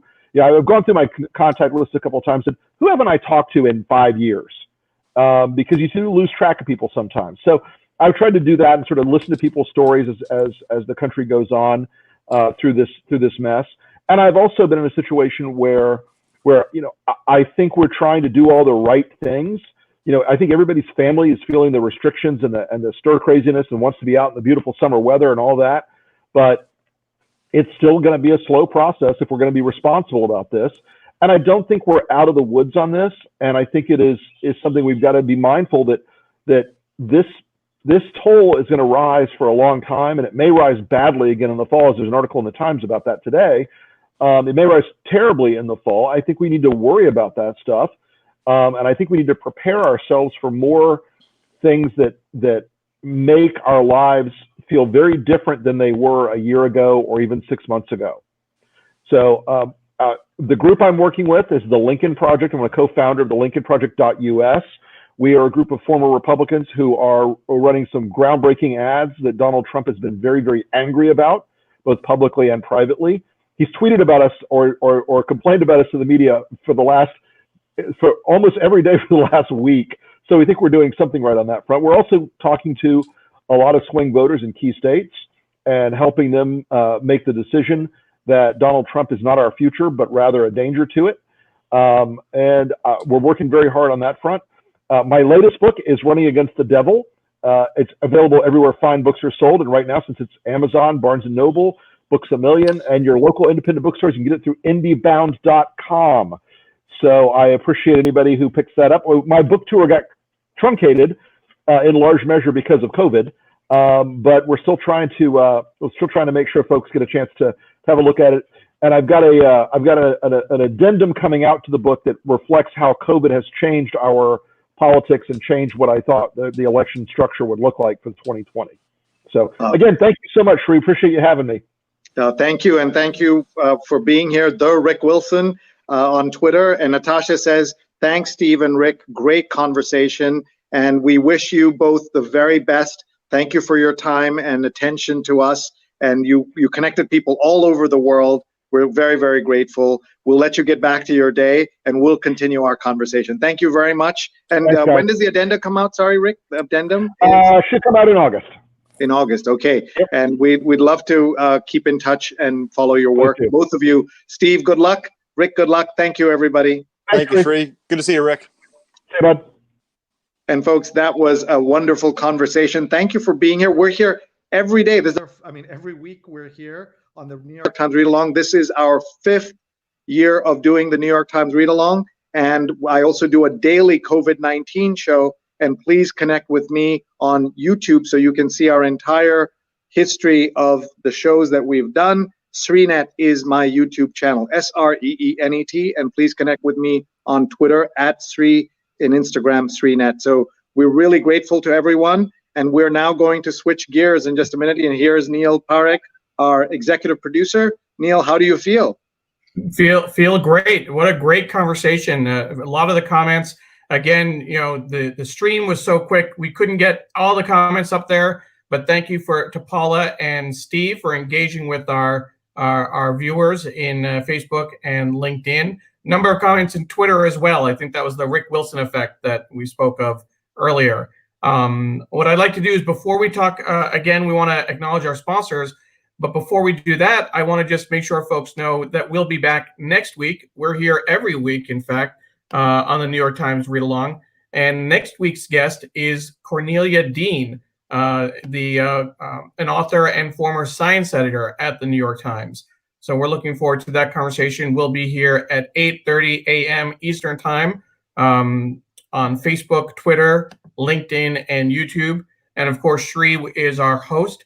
One of the things to note that Sree's been doing this show for about 5 years now, which is really incredible. So again, 8:30 to 10:30 a.m. Eastern Time, 12:30 p.m. GMT, 6 p.m. India Standard Time, rather. And then Sree, before we bring on Dr. Manga, I'd like to acknowledge our sponsors again, because they've been so supportive of our work. And let's take Steve's name off. We love Steve. Let's take his name off. There we go. Of course. We're having a little issues, just in case we're wondering. A little bit of lag time with the banners and the comments. So apologies in terms of the transitions. But Sree, maybe you can say a word about our work with Muckrack and the class that you're teaching with them. Sure. You know, one of the things that I'm really upset about is the terrible state of employment in the United States. And we want to give people a chance to upskill, as they say, to work on their social media skills. So this is a free class available to everybody in the world, free with Sree. Free class, please go to mrac.co/social, mrac.co/social. This is a free course that you can sign up for right now. It will launch in June, and you'll get a certification at the end of it. It's an on-demand class. We'll have some live things that we do with it, but it's a free class available at mrac.co/social. You all know a friend who could benefit from this. This is going to be my Fundamentals of Social Media course in conjunction with Muckrack Academy. Please share with your friends right now, mrac.co/social. Sign up, and you will get the alert when we're ready in June. So this will be in early June that the course will be. It's 2 hours or so of work with quizzes and things like that. But please sign up at mrac.co/social. And I know that we already had several people sign up earlier in the show, Sree, when you first announced it. So certainly encourage people to do that. And we have a couple of people commenting about that. And we have someone asking, Evolve67, will we be posting about it online as well? I assume you'll be sharing it on your social media channels, and people can share that. And Sunny Slaughter, our guest when we did a special edition of the 1619 Project, Chetna Singh saying she's signing up. Sunny Slaughter already got the confirmation email from Muckrack for the course. So we certainly appreciate that, and thank you for doing this. Stephen Kaplan, our good friend, was saying he is looking forward to next week's guest, Cornelia Dean. So thank you, Stephen, for that. And of course, Stefan has his own show, the Spin It Social Hour, that he does every week. Next week's guest is Peter De Silva, a photographer based in San Francisco. So you can catch the Spin It Social Hour Thursday at 11 a.m. Eastern Time, 8 a.m. Pacific. You can follow Stefan at Spin It Social. He's a former photo editor of the New York Times. And I do want to continue, though, with our sponsors again. So let me just try and take some of the comments off. Although we appreciate the yes for Cornelia Dean, we want to clear the deck and acknowledge Magic Bus USA for being a sponsor of the New York Times Read Along. And Magic Bus imagines a world where children break out of poverty and lead fulfilling, rewarding lives, contributing to their community and to the world around them. Thank you to Magic Bus USA for being a sponsor. And of course, as you can see here, some of the stats that they share: 7 out of 10 adolescents do not have a higher secondary qualification. This is focusing on India. 6 out of 10 youth do not have the soft skills necessary for employment. And 3 out of 10 girls are married before they reach 18 years. And that is thanks to our sponsor, Magic Bus. In addition to Muckrack and Magic Bus, we also want to recognize Strategy Focused Group, our friend Ron Thomas, who was a guest at the beginning of the year on the New York Times Read Along. Strategy Focused Group is a global team of human capital strategists committed to helping organizations solve people issues within your organization. They do that by working alongside you to solve your toughest problems and helping you capture your greatest opportunities. Thank you to all of our sponsors, Muckrack, Magic Bus, and Strategy Focus Group, and specifically Greg Gallant and Mike Schneider from Muckrack, Ron Thomas from Strategy Focus Group, and Pradnya Haldipur from Magic Bus USA. Thank you for all of your support. If you are interested in being a sponsor, please feel free to contact Sree Srinivasan, Sree at Sree.net, and myself, Neil Parekh, Neil at neilparekh.org. And we would be happy to talk with you about that. And again, we want you also to learn more about our sponsors. So please visit them on the links provided. You can learn more about Muckrack and the work that they're doing at readalong.link/muckrack. You can learn more about Magic Bus USA at readalong.link/magicbususa, or Strategy Focus Group at readalong.link/strategy focus group. And I'll even put that back on the screen for you so it's a little easier to read because we don't want you to have to work on the ticker. So grab a screenshot this, folks, so that you know and you can follow all of them. Yeah. That make it easier for folks to see. So there are the links coming up, and it's a little bit easier, hopefully. So with that, I think that we can bring on our guest, Dr. Kanika Manga, to talk about COVID-19. Sree, so I will leave you to that. Thank you very much, Neil. Great job as always. Folks, this is our ACE production team. So please, if you want to do a talk show like this, or you want to get a production of a conference, talk to me. We have the ACE team that can help you do that. And now we have our friend Kanika Manga. Dr. Kanika is here with us. Thank you for being here. You're watching us from Houston. You got up early. I know you were up by 7 a.m. or you were already on camera at 7:30 with us when we launched. I ask every one of our guests, how are you doing? How's your family? Thank you so much for having me for this wonderful opportunity. It was my pleasure to wake up and pleasure to join. This is a show that I've been keeping up with. I love all the content. Thank you for asking. Family is doing well. We're doing well. Thankful for that. And you are in Houston. What is the situation there? Where are we with social distancing and all of those things? Yeah, so thank you for the great question. So Houston now, we're starting to loosen some of our constraints in regards to social distancing. A lot of our businesses now are allowing up to 25% capacity, such as restaurants. So we are seeing a little more of a spike in our number of cases. Now that was expected, considering that we're starting to open up a little bit again, and we are now testing more people. So the more you test, the more numbers that will turn out to be positive. But overall, I think we're going to see the aftermath of loosening some of these restrictions in the coming few weeks. So I am apprehensive right now. I can understand that. Tell people about your work, please, and what are some of the things that you've been seeing in the work you're doing. And I want to tell everybody, please tweet right now so that people can join us. Dr. Kanika Manga on Twitter is her Twitter handle. And please post your questions right now and we'll bring them to her. We added this element to the New York Times read along so that people can have a good, safe place to discuss medical questions around COVID-19 anywhere in the world. Please jump in. And we already have a question, so why don't we go to that first? Sure. The question is, if touching an infected surface and then your mouth can cause infection, how is it safe to eat takeout food? Great question. I want to tell you, Doc, that I have only ordered in twice in the 66 days. We have cooked up a storm at our home, and I'm very lucky that I have 3 great cooks at home. My wife Rupa and our twins Durga and Krishna, who are 17, are wonderful cooks, and they've really embraced the opportunity to cook. And so my dog and I are very lucky. Tara and I are enjoying all the great cooking that they're doing. But we have eaten out twice. I mean, brought in food, not eaten out. We're in Manhattan. We can't do that.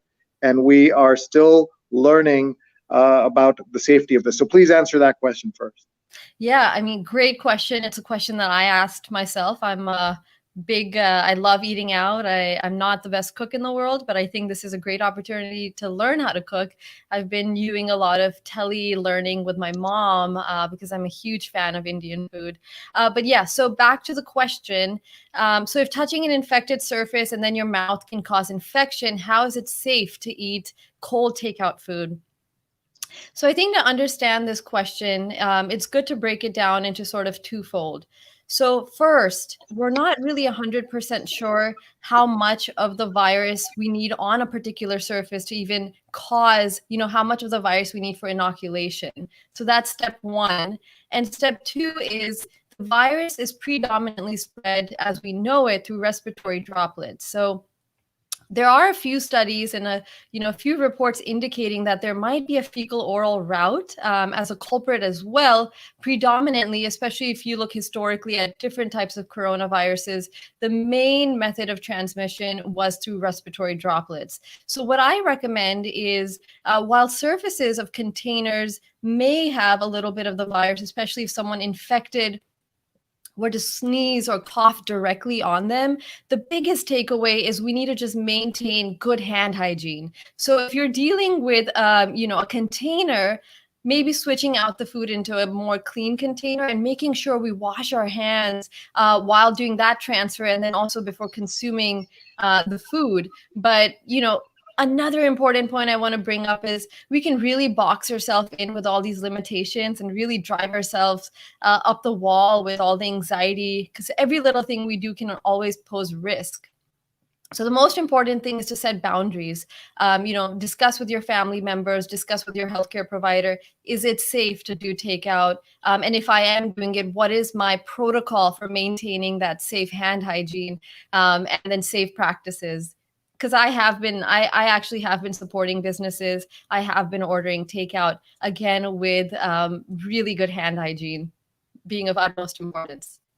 Yeah, I recommend to everyone a website called donottouchyourface.com, which teaches you how you're touching your face so many times during the day as you're sitting in front of your computer. Let's go to another question. Cynthia says, should we be going to the dentist if they have an open floor plan with no dividers or shields from patient to patient contact? Very interesting. I was thinking about the dentist to patient contact, but she's asking about patient to patient. Folks, you're watching a Q&A with Dr. Kanika Manga. Please tag your friends right now. Please share this, hit retweet so that people can join us and watch this very important information. Kanika Manga is at Dr. Kanika Monga on Twitter, and she's also on Instagram, and also she has a Contently page. And by the way, my student Shane Snow created Contently, and I helped him at the very early days, and so proud to see where he's gone with that. And that's a website that people use to showcase their work. And so I'm glad to see a doctor who's out there communicating so effectively. Go ahead, Doc. Thank you. Yeah. So the question is about, when you're getting dental care, is it safe if there's no shields and if there's no barriers between patients? So is that safe for me to go to that sort of dental practice? Now, the biggest thing is, most respiratory droplets, when they're when they come out of someone's mouth, they usually fall straight to the ground. I would say giving a distance of 6 feet. So as long as that distance is maintained, there's gloves, and people are taking precautions while interacting with different patients to make sure their hands are clean, and they are wearing appropriate gear to prevent that spread from one patient to the other, you should be safe. At the same time, I don't think that you would be penalized for holding off on, if there's a routine follow-up, then I would maybe hold off on it until things calm down a little bit. Now, emergency procedures, weighing the pros and cons, discussing with your dentist is obviously important, but maybe routine procedures for now, if you're uncomfortable, might be the safe way to go. Thank you very much. Here's our comment from Jeannie, who says, our area in South Jersey has started asymptomatic testing. Is this something that we will see in the next year? Folks getting testing every 2 weeks in order to conduct a somewhat normal life. Is this a good idea for college students, workplaces? And we want to point out, by the way, that there are multiple tests, right? There's a test where you're seeing if you have the infection, but there's also an antibody test that you can get where that's a blood draw. The regular test is a swab of the nose, and it isn't as pleasant or as simple as it sounds, right? You have to get right into the nasal cavity, don't you, Doc? Yes, so you're absolutely correct. So the nasopharyngeal swab is very painful, and the most important thing when conducting that is that the proper technique is used in order to get the results. Otherwise, we may not have accurate results. Now, when we get back to testing and asymptomatic testing, I think in theory, that's a wonderful idea. As we know, a thing that makes this virus dangerous, or this particular COVID-19 disease dangerous, is that we have so many asymptomatic patients. And what we've actually found is even prior to developing symptoms, around about 2 days before developing any symptoms, you can be contagious. So that's yielded into just this asymptomatic spread is yielded into about 44% of all secondary causes of the virus. So I think testing, so trace, testing, and then isolation, I think that's the motto, is extremely important. Now, I don't think there's a benefit in the same person getting tested every 2 weeks, but getting tested, especially for antibodies, may be a good idea, especially when getting back to work, or even, people that are involved in high risk settings. So like college campuses, I agree, would be a good idea. But this all depends on the availability of those tests and the accuracy of those tests as well. You don't want the test to run out. Our priority is to have those tests available to those that are symptomatic and at high risk. But yes, if in the ideal world, if we had unlimited tests, I think the more that we can test people, the better we'd be able to identify those that are asymptomatic and are resulting in spread. Thank you so much, folks. We're getting so many good questions and comments. Hundreds of people are watching right now on all our platforms, almost 150 watching right now just on Twitter, Doc. So this is really good. Everyone follow her, please. She's Kanika Manga on Twitter, Dr. Kanika Manga on Twitter. And please connect with me at Sree on Twitter, Sree on Twitter. We do a daily program as well. We call it Sree's COVID-19 show. And our next show is at 9 p.m. Eastern tonight. We call it our Sunday Positivity, but every day we have a different show, and we would love to have you folks watch us there as well. We're looking for guest ideas, we're looking for speakers, we're looking for topics to cover, and we're looking for sponsors for both this show, the New York Times Read Along, and then the evening show that we do every day, including today. And please do connect with us and watch. And the best way to keep track of all the things I do is on YouTube, youtube.com/Sreenet, Sreenet. Please connect with me there and look at the incredible archives that we have. All right, we have a question coming in from Tanya Mallet, who is a wonderful friend of the show. Let's pull in the question that she had. There is a little bit of lag sometimes in this, so let me ask the doctor, how are you feeling about watching the celebrations that we are doing every day to salute our heroes? Do you think that that's enough, or do we need to be doing more, including hazard pay and things like that? It is really any gesture to show that, there's care and there's just, gratitude is always appreciated. But what I'd like to say is it's not really just about applauding the healthcare workers. I think a lot of us that are staying at, a lot of people that are actually at home, working from home, trying to figure out childcare, they're also at the front lines. So I think all of us are at the front lines. So we really do need to appreciate everyone. I agree, hazard pay, is something that is important. And, there needs to be action to the words that a lot of people are speaking. And you had brought that attention earlier to the New York Times article about burnout. So there's lots of— I'm going to go get that. 1 second. Yeah, please go ahead. No, go ahead. Yeah, so there was a lot that, I'm so glad the New York Times brought attention to this. So the biggest thing that I think we all need to understand is, what is burnout? It's when you feel high emotional exhaustion, depersonalization, and a low sense of personal accomplishment. And what I want to really, really bring light to is that even prior to this pandemic, this is a big issue that we were fighting in healthcare. We were unfortunately losing around 300 to 400 doctors a year to burnout. So, this was already a big issue prior to the pandemic. And now what about the pandemic is making this worse? There's a lot of time pressure. There's a lot of cases, and there's a lot of lack of resources. As you can imagine, being a doctor, you really want to know all the information out there, but there's a lot of information that we're uncertain about. And like I mentioned, the lack of resources and just the nature of the illness. We're learning new things every day. So the pressure to keep up with all the up-to-date information. And what else I'm thinking, and just speaking to my colleagues, an important thing is a lot of the ones on the front lines are really scared of contaminating their own families. So they're they're doing their duty, they're going to the front lines, but then having to go home and maintaining a lot of that distancing with your own family members. There's an article that I read that There was a healthcare worker who really hadn't even been able to hold his newborn yet, because they wanted to be safe and wanted to practice safe practices and prevent that spread to their own loved ones. So a lot of these reasons are causing that burnout that we're seeing. And I would like to say that this is a hidden pandemic amongst this pandemic. And that's going to be another curve that we really need to flatten.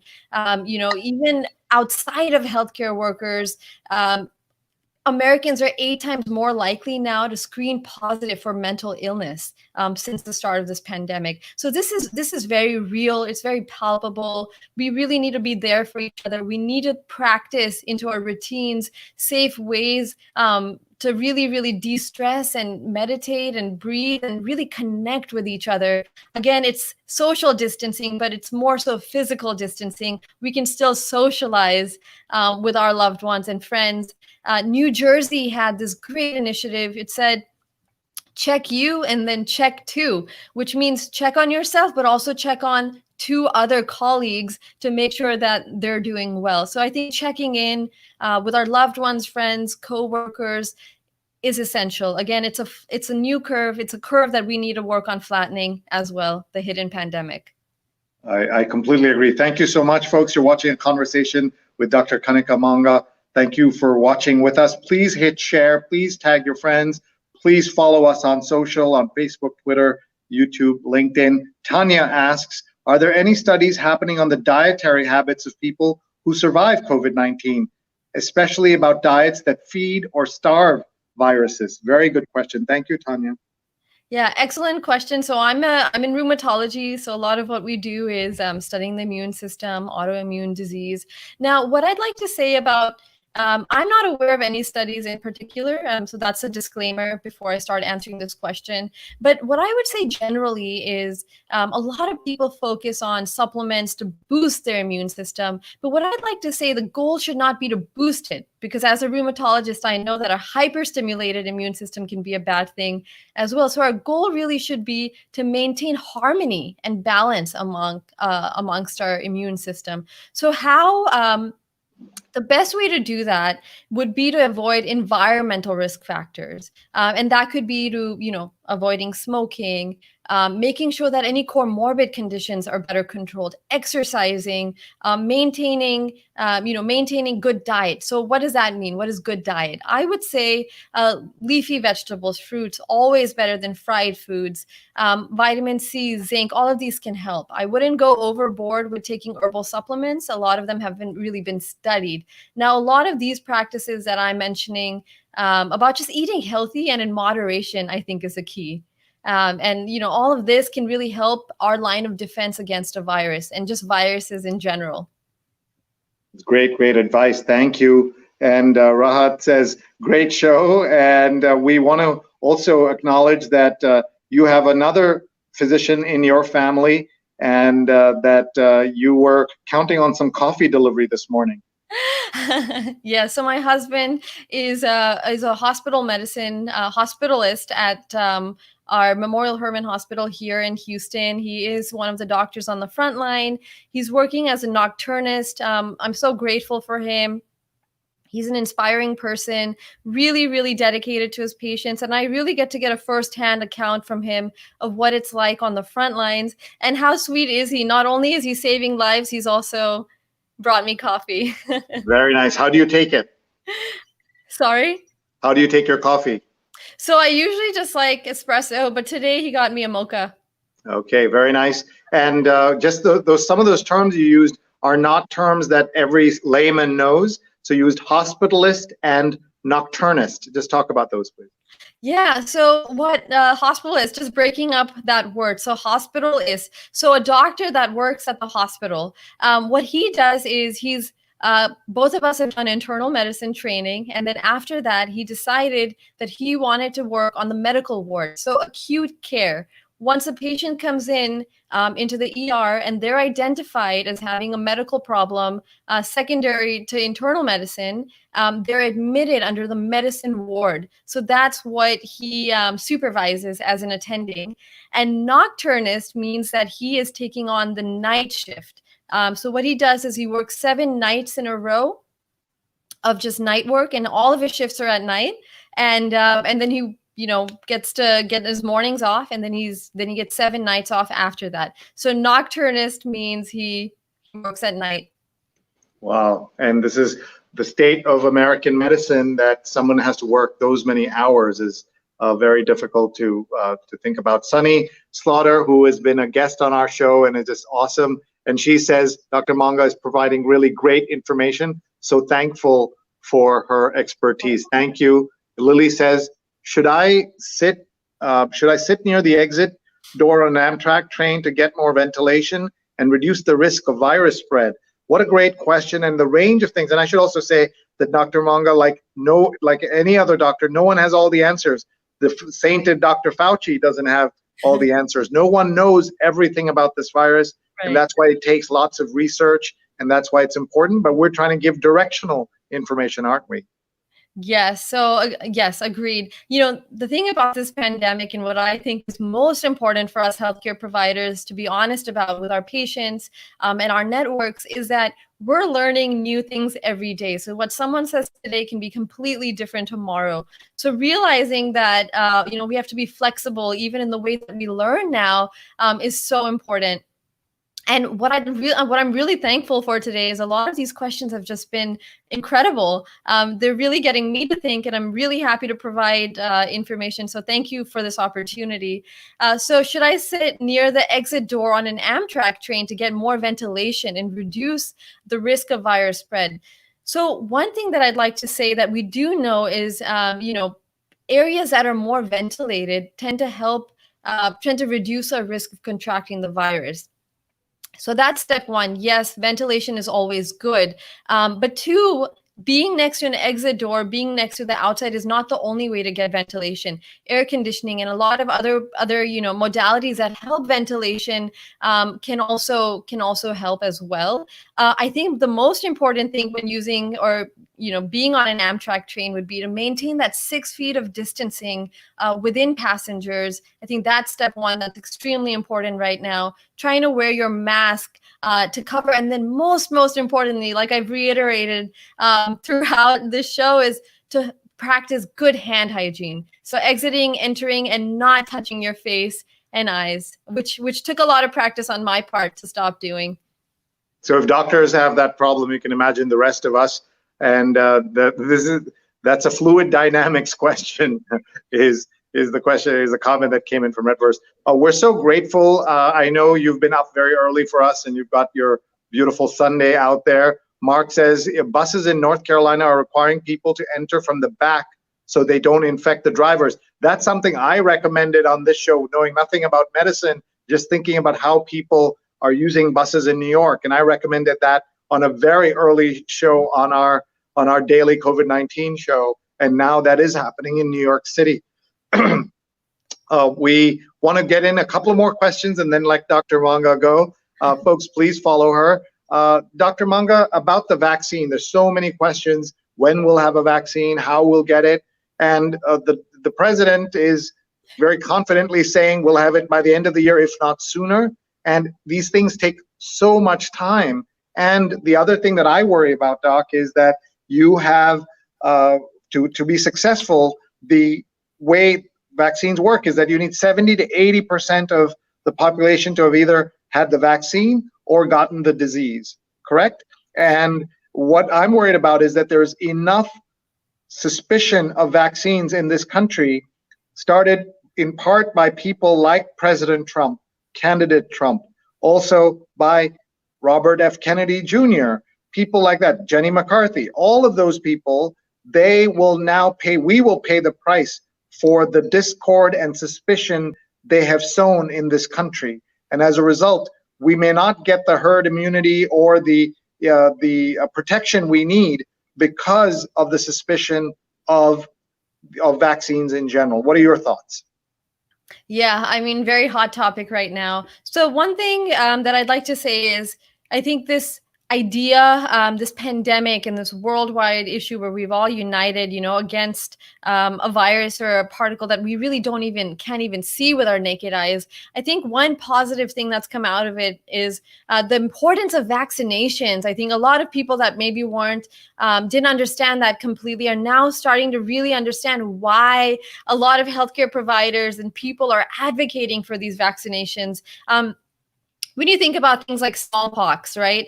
We don't really hear about it anymore. Why? Because vaccinations are successful, and there is a huge, huge need for vaccinations. As all of us hold our breath to see when one for this disease is going to come out as well. Now, I can't really comment on when and how. I know a lot of people are working tirelessly to have one come out as soon as possible. I've seen varying dates, October next year, and I can't really comment on the exact date. I just don't have that information.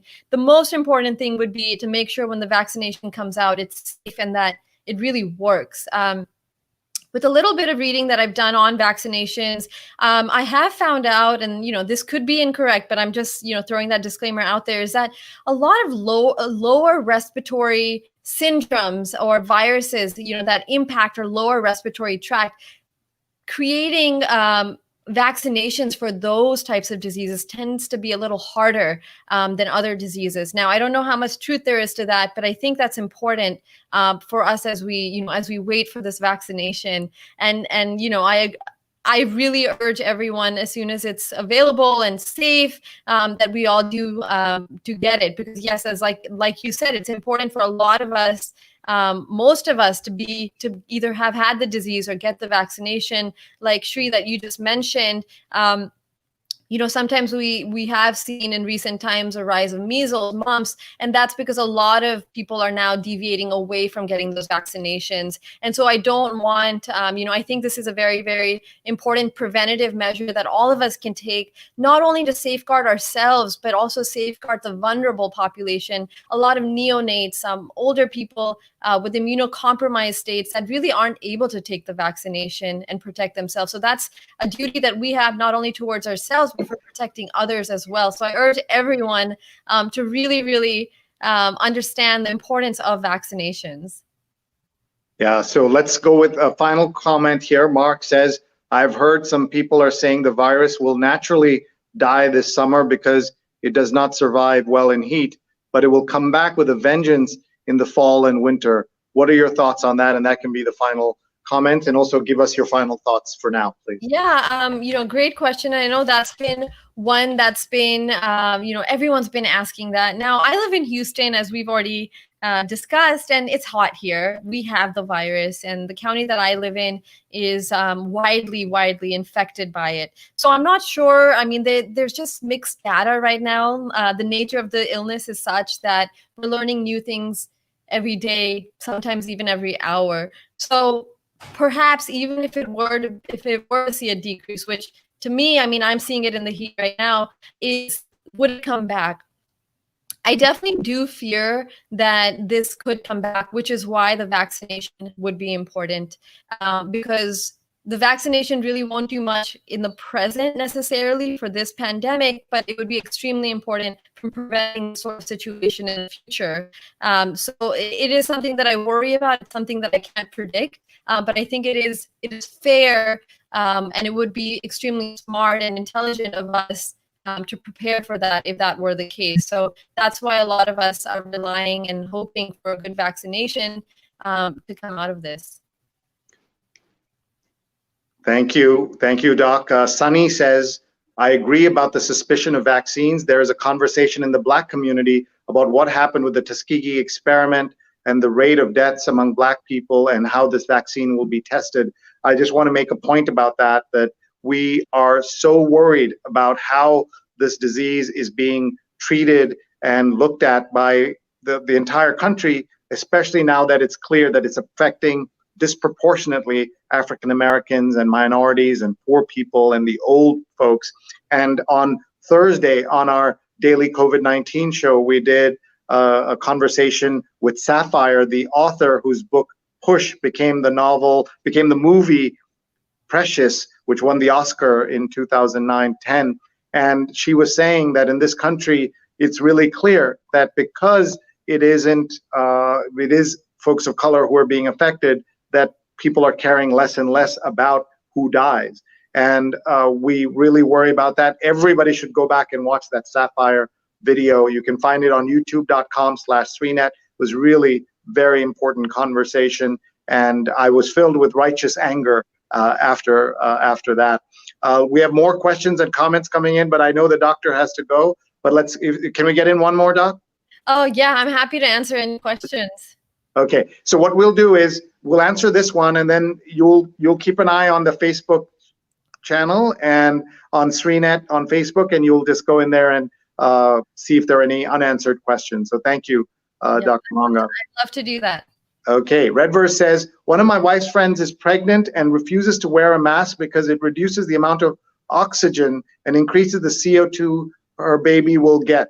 Is this acceptable for me to go to her house and slap them across the back of their head?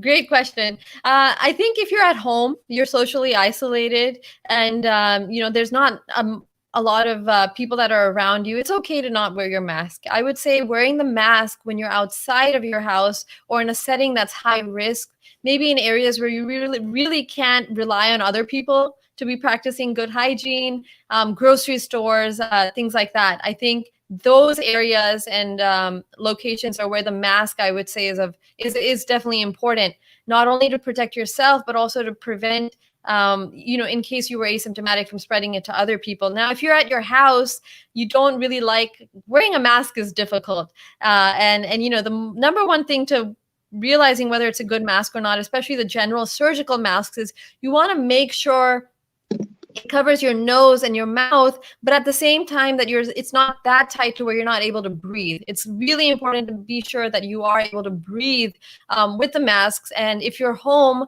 alone or not with too many people, then I would say it's safe in your own safe space to not wear the mask, as long as you're practicing good hand hygiene and disinfecting surfaces, especially those that we commonly use, doorknobs, cell phones. That's really important to not only clean but also disinfect those surfaces. Thank you, Doc. I'm put on my surgical mask just to demonstrate one of the problems we see. We see people wear it like this.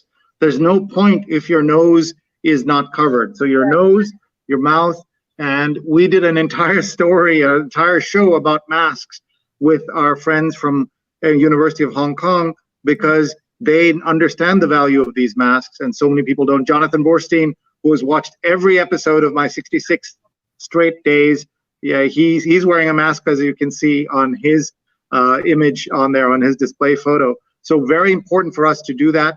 And we're seeing the value of these masks, but you have to make sure you cover both your nose and your mouth. And that's very, very important. Yeah, and I'd like to add something.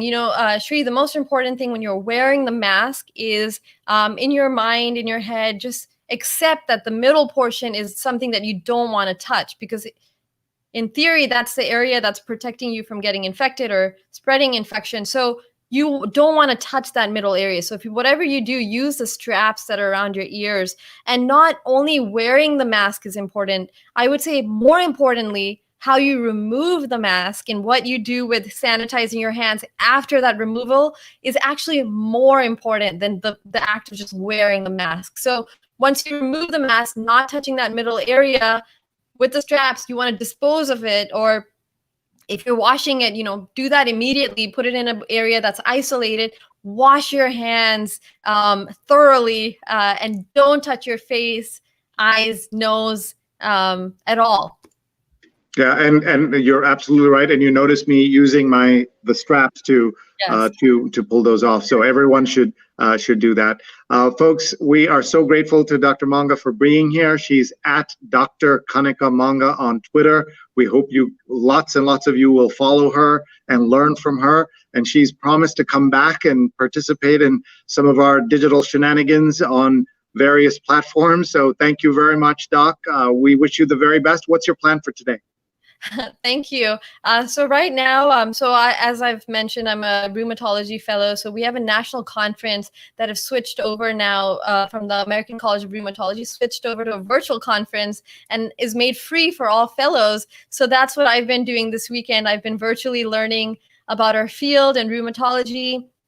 And I'd like to mention a lot of rheumatologists have actually come together, and we've made the Global Rheumatology Alliance at rheum-covid.org. The importance of this is, as we've seen, there's been a lot of misinformation about hydroxychloroquine, which our patients with lupus and rheumatoid arthritis rely on for treatment.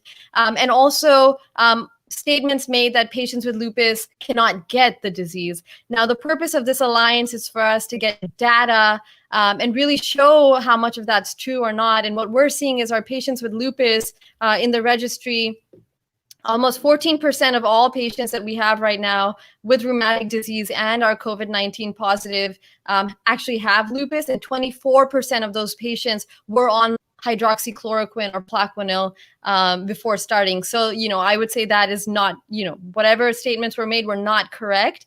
Our patients are still at risk for getting COVID-19, and that's important for everyone to know. And Pradnya says rheumatologists are detectives, so we love that. And thank you so much, Doc, for being here. We're very, very grateful. Everyone follow Dr. Kanika Monga. She's in Houston, and lots of other comments coming in. She'll go into Facebook and take a look. She'll also look at Twitter and look at those. We know your notifications blew up, and we love seeing that. But you will come back, and we will get you onto our other shows as well. And we really appreciate your reaching out to us. Thank you very much, Dr. Monga. Thank you so much for having me. I think it's extremely important that information to our patients and the population come directly from sources that we can trust. So I urge a lot of the doctors to reach out and use such amazing platforms as yours to reach out directly, so we can provide the most useful and accurate information, especially during all this misinformation that's going on. So thank you so much for the opportunity. I'm grateful for platforms like yours, and I'm an avid follower. Enjoy all of the shows, and frontline workers need a break too. So I love tuning into all of these exciting shows that you have. So thank you so much to everyone listening, and to you. Means a lot to us. Thank you, Doc. Thank you very much, folks. That brings us to the end of our show. I'm so grateful to everybody, including our team of producers, Neil Parekh, Steve Taylor, Paula Kiger, occasionally Julia Weeks, who's with us, and all our family and friends that allows us to do these kinds of things on Sunday morning, 8:30 to 10:30 a.m. Eastern. We're about 15 minutes over, but I think that was totally worth it. I learned so much. I know you learned so much.